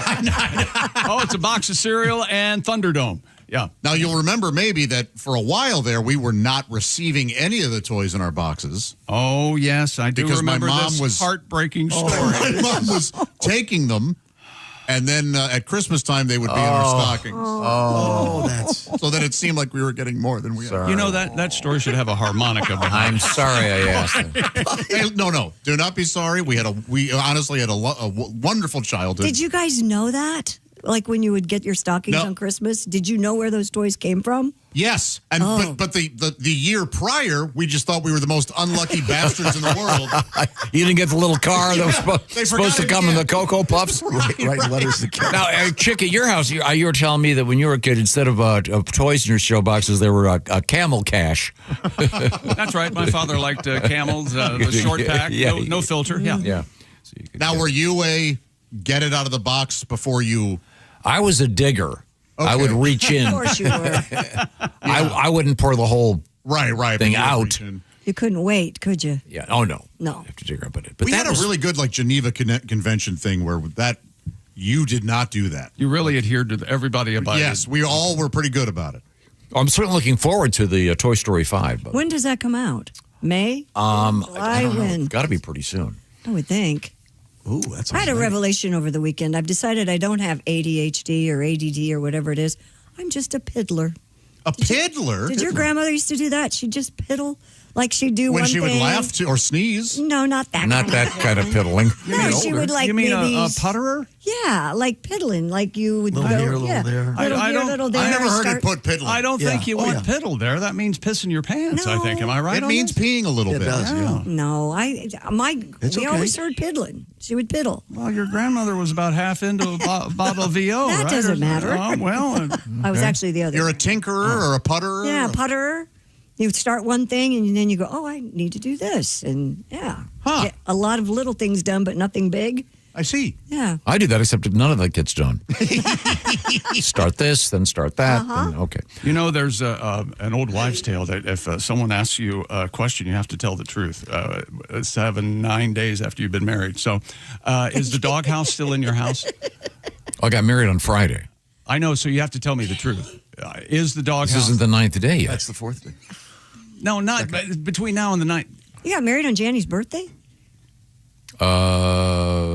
Upstaging your sister. Wait a minute. What? Yeah, I guess. 25th, right? Oh, I did. I guess I did. That is rude. Yeah. Okay, very good. Is the doghouse still in the hallway in your house? Yes, it is. Okay. The That's fine. doghouse that say we it- built. I say it stays in the house. Why not? Well, we got to do a couple things to the roof first. Does the dog use it?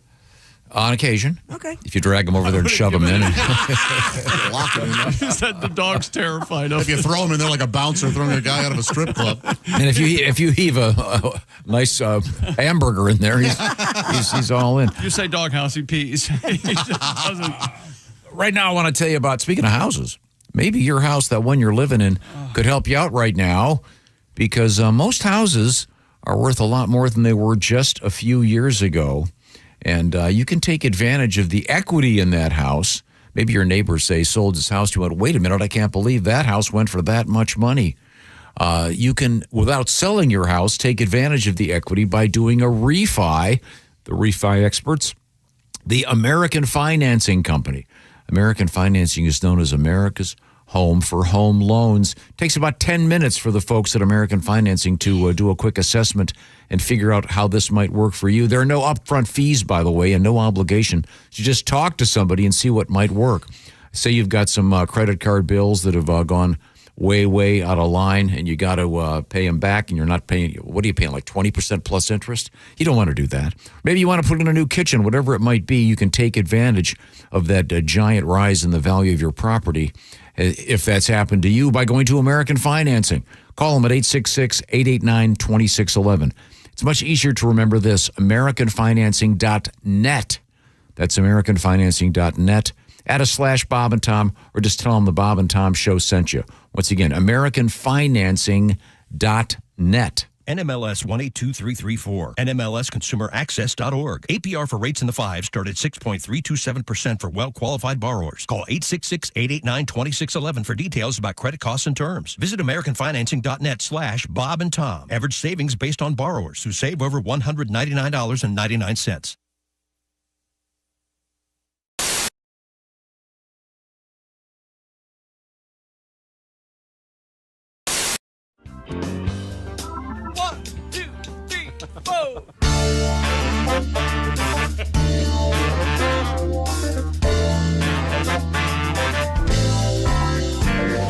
I couldn't help but see OC double D.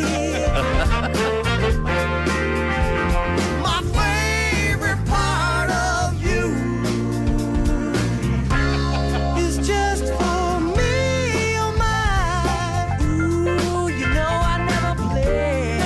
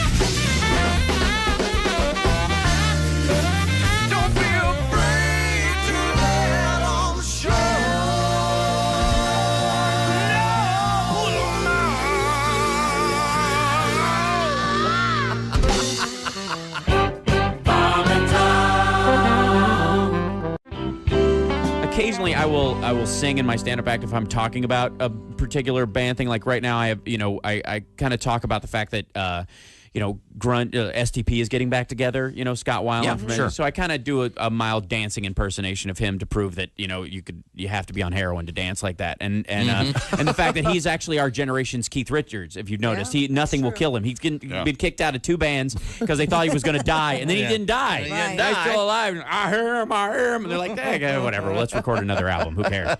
I like their music. So. Yeah, absolutely. And I think we can all agree that grunge is the one good thing that AIDS gave us. I think you can pretty much argue that.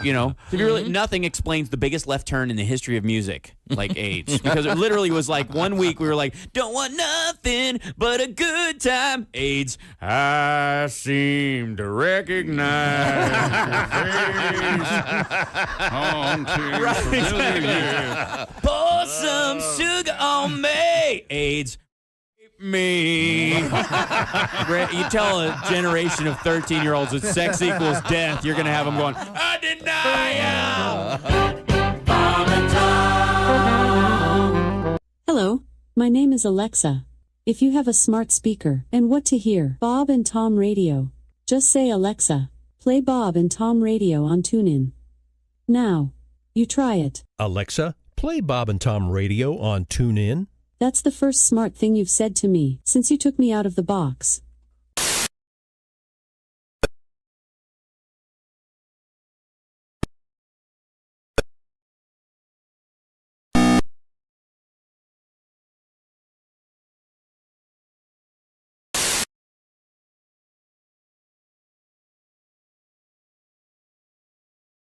Top show. We are in the O'Reilly Auto Parts Studios. Christy Lee at the news desk. Hi. Howdy doody. There's Pat Godwin. Hello, Chick. Hey, man. There's Josh Arnold. Hi. At the I Hate Steven Singer sidekick chair. There's Ace Cosby. Hey.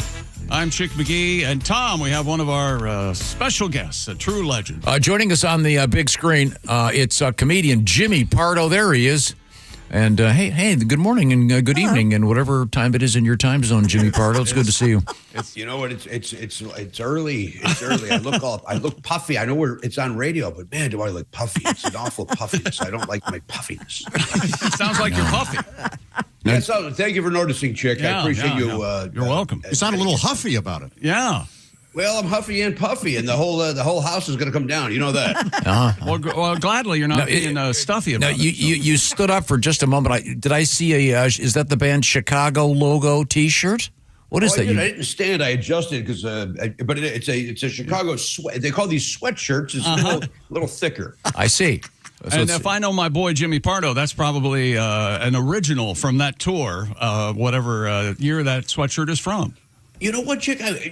Usually I wear that sort of thing, but a fan made me this. A fan of mine made me this. No way. It's a handmade sweatshirt. Nice. That is sweet. I don't know if they loomed the sweatshirt. I'm saying that the Chicago part was added to it. Right. I see. So they bought an existing shirt and then decopaged it or whatever the hell you do. Decoupage. Yeah, I think it is. I think it's decoupage. What's that process called? You can't tell with the video, but it's really stiff. That's what it is. Yeah, it's very stiff. It might be. I haven't put it in the washer. It might be paper mache. This might be a big. Yeah. It's very nice though. Probably handmade. Yeah, very, very kind. That the let me stand again. So. Are they touring? Yeah. That's the actual logo of the band Chicago. Are they touring this summer? They are. They're touring with fellow Chicagoans Styx. Oh, that'll be a good show. It's Big fan. Great show. Look, Chicago's my favorite band. They're not the same band they were even 4 years ago. It's not a lot of original members, and but Styx.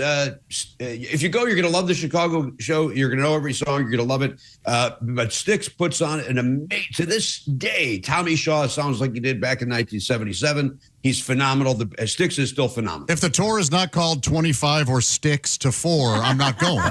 That's good. Josh. I'd like to laugh at that, but I'm too furious I didn't think of it.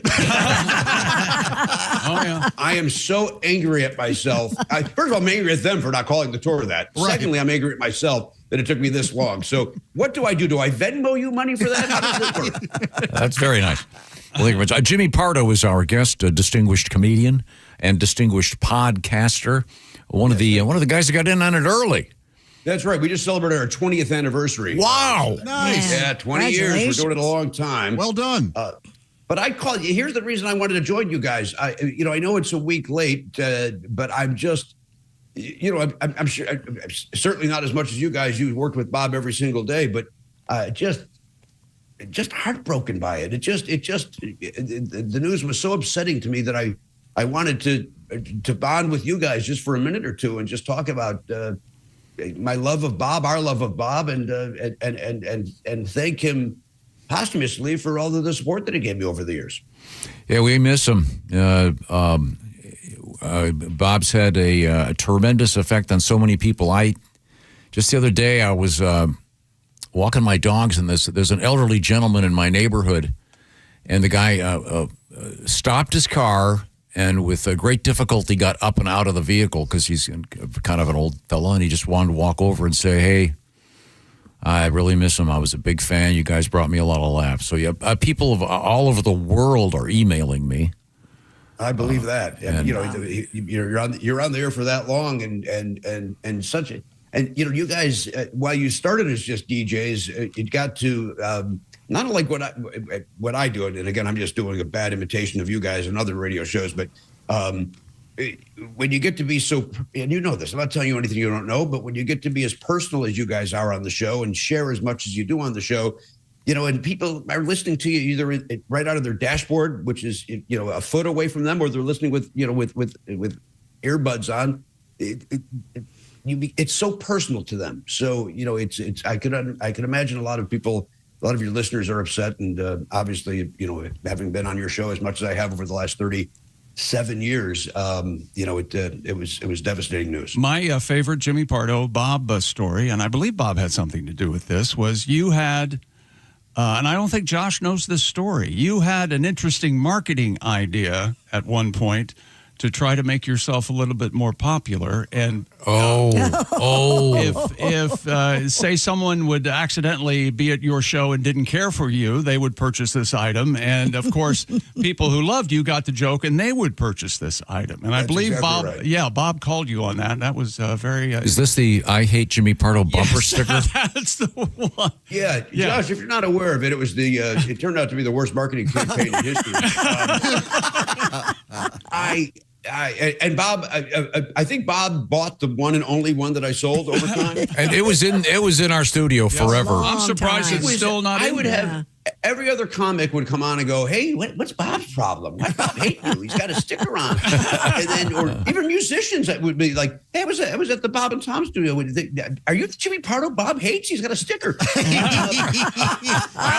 So, Josh, what happened was I jokingly tossed off to somebody once saying, I can't see myself as a guy who sells anything after a show. Meanwhile, now I've got a flea market table out there. Back then, I was like, what am I going to do? Sell it? I Hate Jimmy Pardo bumper sticker? And the room exploded with laughter. Everybody thought it was the funniest idea. Yep. I said, and by the way, Josh, you're much younger than me, but bumper stickers at the time were all the rage. Every comic was selling their stupid joke on a bumper sticker. Yep. It basically, me selling an I Hate Jimmy Pardo bumper sticker was, to me, not only funny, but also making fun of these bumper sticker salesmen. And so the premise being what Chick just said, if you hated me, you would buy my bumper sticker. And if you loved me, you would buy it because we get the joke. We're going to buy it and support. So what ended up happening, Josh, was the people that loved me would say, but we love you. We're not going to buy it. And the people that hated me went, but we hated you. Why do we want a souvenir? Yeah. Complete failure. Complete. I still have, I don't even, I think it's going to be almost like a 70s sitcom. If I open up a closet, thousands of those will fall out. Do you have any left? You know what? I ended up giving them away for free. I think you can get them now on the internet for, like, I don't know, $5 or whatever. But I think I've got, if I'm being honest, 17. That seems like way too accurate a number. That's an odd choice, but yeah, okay. That makes it sound like I know I have 17. No, I don't know. I got somewhere anywhere between, I don't know, 17 and 17. I got right in that ballpark. Yeah, all right. All right. Well, Jimmy, it's always a great pleasure. Are you on the road anytime soon? You know what? I appreciate it. Again, I was not calling to promote myself, but I will be in the area. I'm going to see the band Triumph in Chicago on the 13th of May. I've been talking to Ace. Ace and I saw Triumph years ago. I've always wanted to go see them. This is their first tour with the original guys in forever. In forever, yeah. So so I'm going to go see them on the 13th of May, and then on the 14th of May I'll be at the Jukebox Comedy Club in Peoria. Oh yeah. And then on the 15th of May I'll be at the Wit Theater right in that area, right in Indianapolis, Indiana, on the 15th of May. So if you missed me the most recent time I was nearby, that was the time to come and see me on the 15th. I don't want to scare you, but I think I'll be there. I love great. I know I'll be there. Actually, I have tickets already. Now we're talking. Oh. Now we're talking. And I'm glad. glad. Look forward to seeing you there, Christy. I'm glad you mentioned that Triumph tour. But Rick Emmett is back in the fold. If you're a fan of that great Canadian trio, and it's great. Rick Emmett, Gilmore, Mike Levine will be at the occasional show. I'm going to go see Triumph on the 15th of May, and then I'm seeing Rush on the, I believe it's the 8th of June. I'm seeing both of Canada's power trios within a month of each other. Oh, wow. Hey, Jimmy, how many live music, rock and or roll concerts have you attended over your stay here at Planet Earth? It seems like it's like a million. Every time I listen to the podcast, you just got back from a show. It's stunning. You're out there. It's over. It's not as many as obviously a disc jockey would go to, but I think I've been to over 500 in my lifetime. Man, oh man, excellent. Yeah, I love it. It brings me joy, but it's going to come to a screeching halt because I don't like a lot of new music, and all of my bands are going to stop touring. So I'm doing it while I can. I have something else that'll bring you joy, Jimmy. Tom got married over the weekend. Did you hear? That's what I heard. Congratulations to you and Kelly, Tom. Thank you very much, Jimmy. Thank you very much. Big news. Yeah, that's exciting. We did it. We had kept it secret, and nobody was there. Then it turned out there were some folks that we knew that were around, but it was we planned it on the beach in the early evening for the sun to set, and I'm sure the sun set, except that we couldn't see it because of severe cloud cover and a lot of rain. I have since been told, I did not know this. Apparently, it's good luck to be have it rain when you're getting married. I've heard that. I did not know that. Good luck to you then, sir. Wow. And I guess so. Perhaps play a little B.J. Thomas. Yeah. Oh, very good. None of my marriages, no rain at any of them. Oh, boy. Zero. Yeah. I had rain at couldn't even one. spit, right, Chick? That's right. I was a little dry, actually. Yeah. So, Jimmy Pardo, real quick, we were talking about classic rock concerts, and you've been to so many. And I know I'm not going to put which was the best one.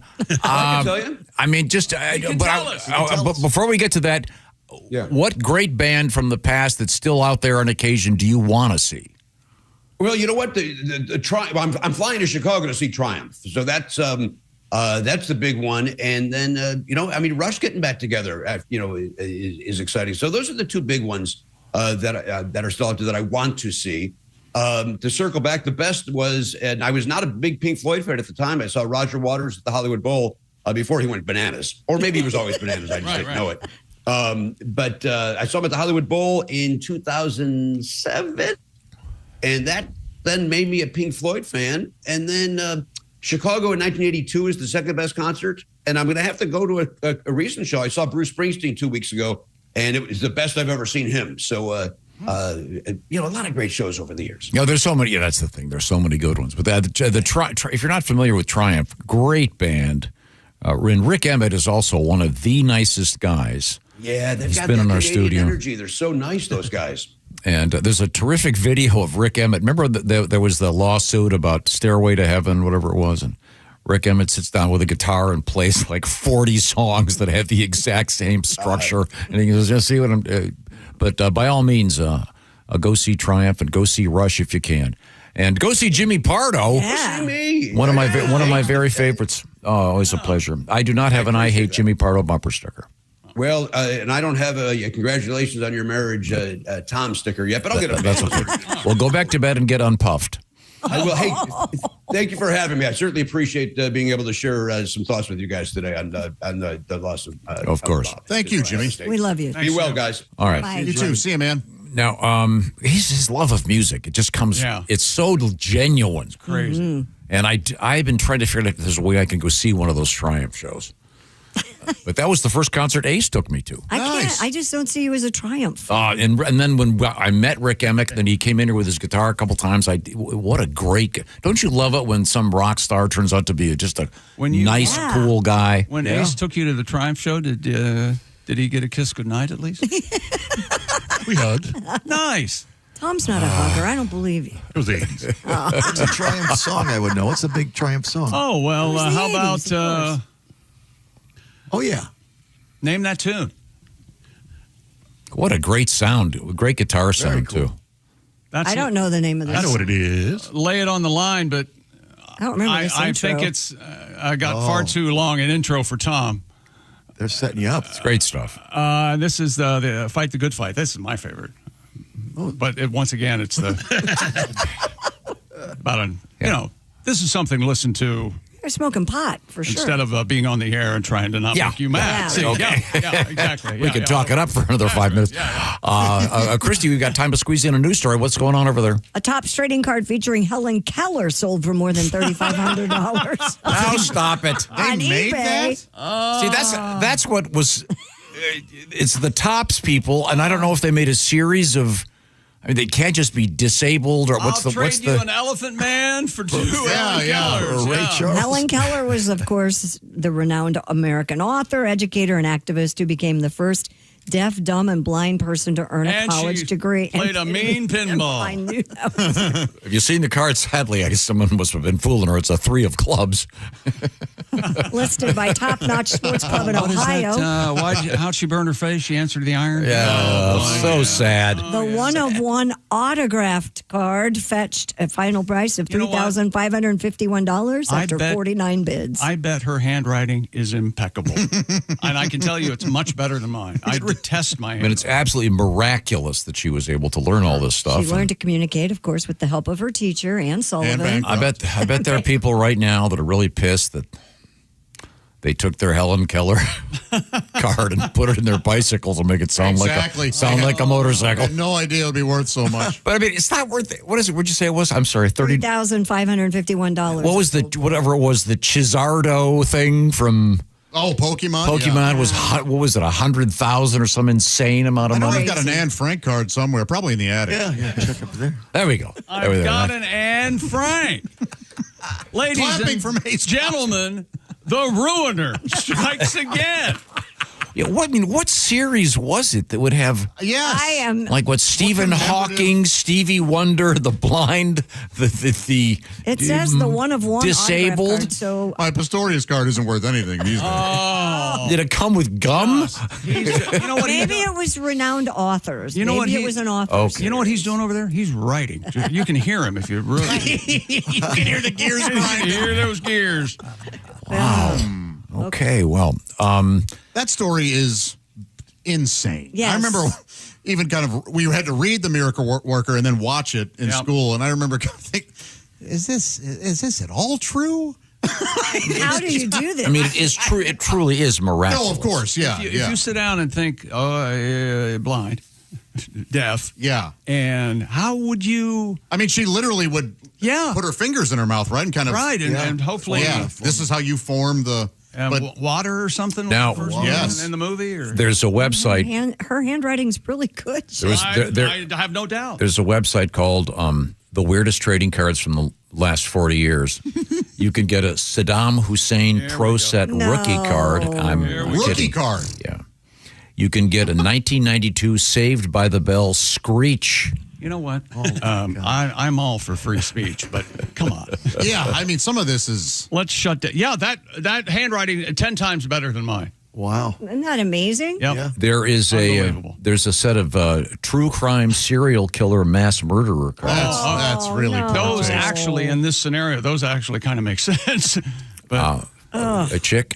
Would you like a Paul Tagliabue 1992 Pro Line card? Oh my gosh, I had no idea. Yeah. Very odd. Yeah, there's some very odd cards out there. How do you think OJ's trading cards sell? I would imagine pretty well. Especially, I think if you have a signed one, I would think they would be. Right. Yeah.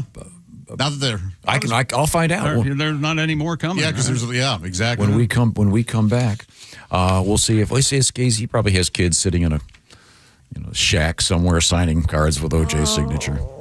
Apparently, we just found another case. Apparently, Ted Williams' son was pretty good at that till he dropped. Now, I want to remind you that Steven Singer knows that Mother's Day is just around the corner. And that's why Steven Singer Jewelers would like to save you and do something nice for those moms. They're up early getting everybody ready, of course, helping out so many great moms out there. And that's why the sunrise flower could be for your mom. What am I talking about? It's a rose, a real rose, dipped in 24-karat gold. It captures the colors of the morning. And, of course, it comes in a beautiful gift box. Steven Singer always presents all of his stuff that way. And the shipping is always free, and it's got the famous Steven Singer money-back guarantee. And don't forget about bracelets, fellas. What would be nicer for your mom than a nice bracelet, including the At Last bracelet? That's a great value. Sure is. And they've got At Last earrings, At Last necklaces, all kinds of stuff. Check out the inventory by visiting our friend Steven Singer by going to IHateStevenSinger.com. Celebrate those great moms out there who make every sunrise possible. Don't forget the beautiful gold-dipped rose. That's real 24-karat gold. And did I mention that gold prices? Well, who cares, says Steven Singer. I'm going to do it right for you. Just $89 for that rose. People collect them. Start that collection for your mom. Or once again, don't forget about all those great bracelets, et cetera, et cetera. Peruse the catalog. It features the folks that work with Steven posing with the various jewelry. I think you'll get a big kick out of it and have a good time. IHateStevenSinger.com. Don't forget those moms. When we come back, we have Christy Lee over there. What have you got in store for us? Well, we're going to talk about movie spoilers. Oh, okay. Alrighty. Tom's favorite topic. I know. Okay. He likes to do it. We'll find out. 6 cents for drink. We are in the O'Reilly Auto Parts Studios, and this is the Bob and Tom Show.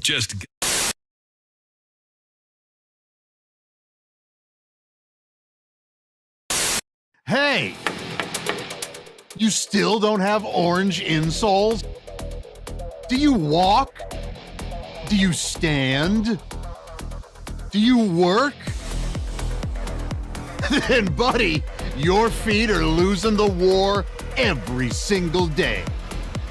Your arches go flat. Your heels scream. Your knees pop like popcorn. But wait. What if I told you you don't need a prescription, you don't need a diagnosis, you just need orange insoles? Rigid arch support that does not collapse. Deep heel cup for shock absorption. Built strong for work boots. Comfortable enough for everyday shoes. You upgraded your tires. You upgraded your mattress. Maybe, just maybe, upgrade what you stand on every single day. Orange insoles. If you have feet, you qualify.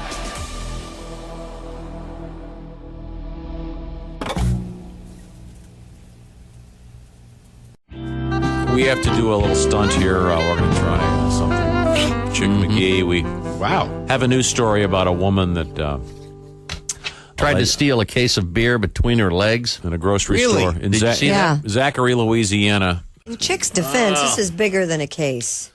Now, well, Chick you is- know, we have some Keystone Light there. And Chick it's is putting on a It's a moo-moo. 30-pack. It is a 30-pack. I've noticed that. So that's six more than what she was trying to steal. Well, that is one great-looking dress, Chick. Where'd you get that? You know what you need? One of those magic turbans that the ladies would wear. You mean the turby? Is that what it was called? It's called the turby, right? Yeah. Oh, I have yeah. one of those at home. I could have brought it in for you. Oh, look If you had at that, you. you'd look like I say a it's chick has the moo-moo on. Is that a? Now, Chick is removing his trousers because they were holding back on the. Oh, wait, whoa, a little too much. A little too much. Too much. Okay, so you're leaving your underpants on because that's kind of see-through. We don't want to scare anybody. All right. Look at that. No, we don't scare you. Do you want to try the 12-pack first of soda? Okay. All right. Well, okay. Now have a you're 12-pack. nonchalantly walking through a convenience store. Okay. You reach over, you cram the 12-pack between your legs. And then Now you try to try walking. No. Oh, a little easier without the pants, isn't it, Chick? Yeah. He's This walking. is how she was walking. Oh, I know. Look at that. You're walking Look at you. real slow, That short is steps. exactly what she Look like Nothing for me today. you look like you're trying to hold back some kind of bowel Yeah, eruption. can I get the door for you, ma'am? I'm having a little trouble. I can see that. Could let you, me help you out? Thank you. Once again, You this look is a little like an old lady. This is from Zachary, Now, how long Louisiana. could you? Well, that's Can't see the 12-pack. that's No. a 12. See, Wow. she should have gone with the Having 12er. a lovely day. Thank you. Now, could you make That's it? a magic Could you make trick. it to your car? Do you think? Wow. Say there are no stairs. Say there are no stairs, and you can make it right to your car. It's starting to chafe.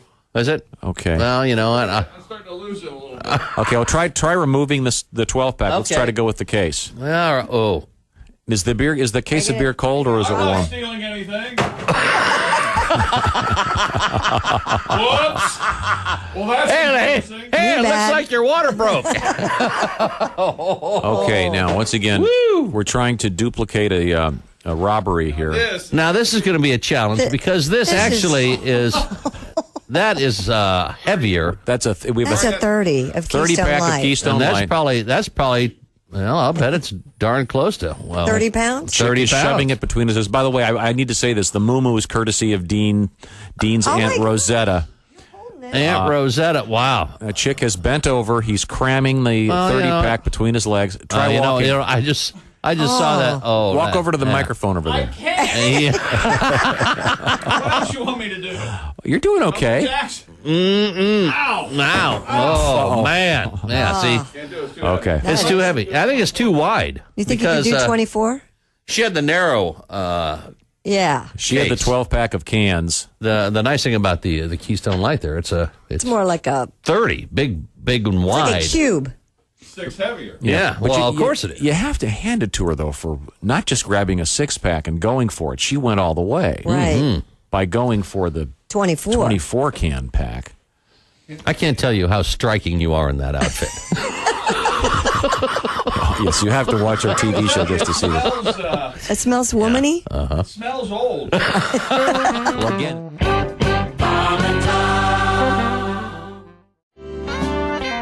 Just before we went back to air, we were talking with Theo. Theo threw a new word at me, and A new phrase. I am not aware of this. There is something out there called the Lucky Pierre, which, well, Theo, you didn't really give me much information, but go ahead, flesh this out for me, literally. It's something that I've heard that the kids are doing. It's The kids would be you. Yeah, you're a kid, huh? Yeah, well, in this story, I'm not the kid in this one. It's if there's a threesome going on, which I enjoy. Who doesn't? Who doesn't? Sorry, Now, threesome. So threesome would be, say, you and two ladies. Yeah, me and two ladies. Yeah. However, if it's three fellas, then I've heard the term. What? Yeah, if there's a thing. It's they used to call it the train back in the 70s, but three guys. If it's three guys And no ladies? and no ladies, and they call the guy in the middle the Lucky Pierre. Do they now? I don't see that all being all that lucky. Lucky. The or the manata. That's what I've heard it called as well. There you Oh go. man, The manata. I love it.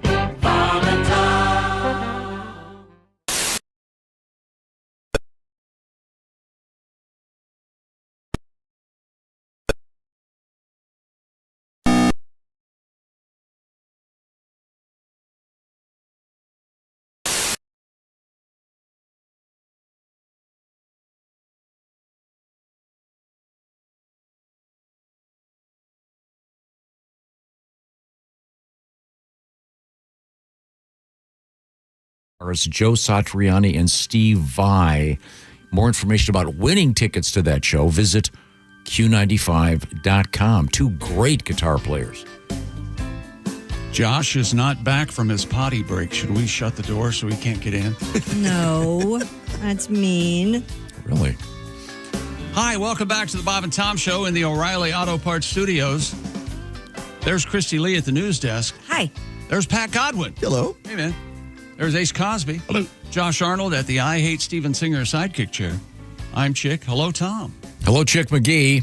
You were talking about trading cards. Yep. An unusual story about, believe it or not, a Helen Keller trading card going for, was it $3,900? $3,500. $3,500. $39. That seems low to me. $3,500. Especially when some of these Pokemon cards are going for tens of thousands of dollars. But I mean, You think Helen she has? Keller, and it was autographed. You think she has bats left, throws right, or something on the back? Lifetime average? yeah, ERA. Look it up. Do you were you one of those guys, kids? When I was there was I want to say a year and a half, 2 year window where trading cards, football, baseball cards were everything to me. Yep. I went bananas. I had a shoebox full of them. Yeah. Oh, yeah. You asked, what would signed OJ card go for? Okay. A low to mid grade OJ signed card goes for $500 to $800. Huh. A high grade card in pristine condition. I think the scale is 1 to 10. It'd be a 10, I guess. Right. 4,000 plus. Okay. Especially for the rookie O.J. Simpson card. Yeah. So, see, like the Jaden Daniels, sweet baby Jaden, the quarterback of the Washington football team. The same prices, I would think, right around the same cost. So O.J.'s fame, infamy, yeah, would I think has hurt his. You think? I would think it would make it more valuable. Well, that's what I thought too. I don't know. Okay. Well, wow, this Helen Keller card is weird too. I mean, it just has her signature. Like she doesn't write cursive, by the way. Oh, but there's no picture of her. There's no picture of her. A design? It's just like a design. Huh. And it's one of one. They only made one apparently. Huh. So interesting. Do you get the gum? Does it? Is it like from Topps or Fleer? Or? Yeah, it was from Topps. Okay. Yeah. They only made one? They made one. It's one of one. Must have commemorated something. Yeah, it must have been some event or something. Were you that age for trading cards when they came out with a little piece of jersey on each card? Like if you got, do you remember this? I don't remember that. In the NFL, the football cards that you could get like Jim Kelly's card, and there was a little like a inch square of his jersey on the card. So it was, yeah. So I think that obviously added to the value of it. Yeah. Yeah, but I was big into Topps, Don Russ. Mostly baseball, though, right? Yeah, baseball cards. Well, all my brothers were. We happen to be in the unbelievable. I don't know if we can have Tom talk about this, but he had the most extensive collection of Sad Sack trading cards. Was it? No, Sad Sack comics. Did you have any trading cards from Beetle Bailey or Sad Sack? I did not have. I only had baseball cards. Okay. And I did have some football cards, and I used to love them because. And they kind of do it again, but in those days they would have the Heisman like pose, Dick Shaffraff, looking like a monster running at the camera, frozen, like he's flying in the midair, with no helmet. Dick Shaffraff, I remember that. Who did he play for? Cleveland Browns. Bill Glass, Dick Shaffraff, Gene Hickerson. Yeah, but now it's an action card. Yeah, you film during a game. All right. Did you notice at the NFL draft they? After the pick, the number one, first round pick would come out and hug Goodell. They'd go over and they would sign their first card right there. Really? Right there on stage. Yeah. Did you see the video of the guy with the dog? I didn't. The whole family, they're waiting for this guy to get drafted. He gets, I forget his name. He gets drafted by the New Orleans Saints. Okay. But there's the whole families. They're sitting there by the couch, and they're all screaming and jumping up and down, and his dog's looking around going, oh, wait a second.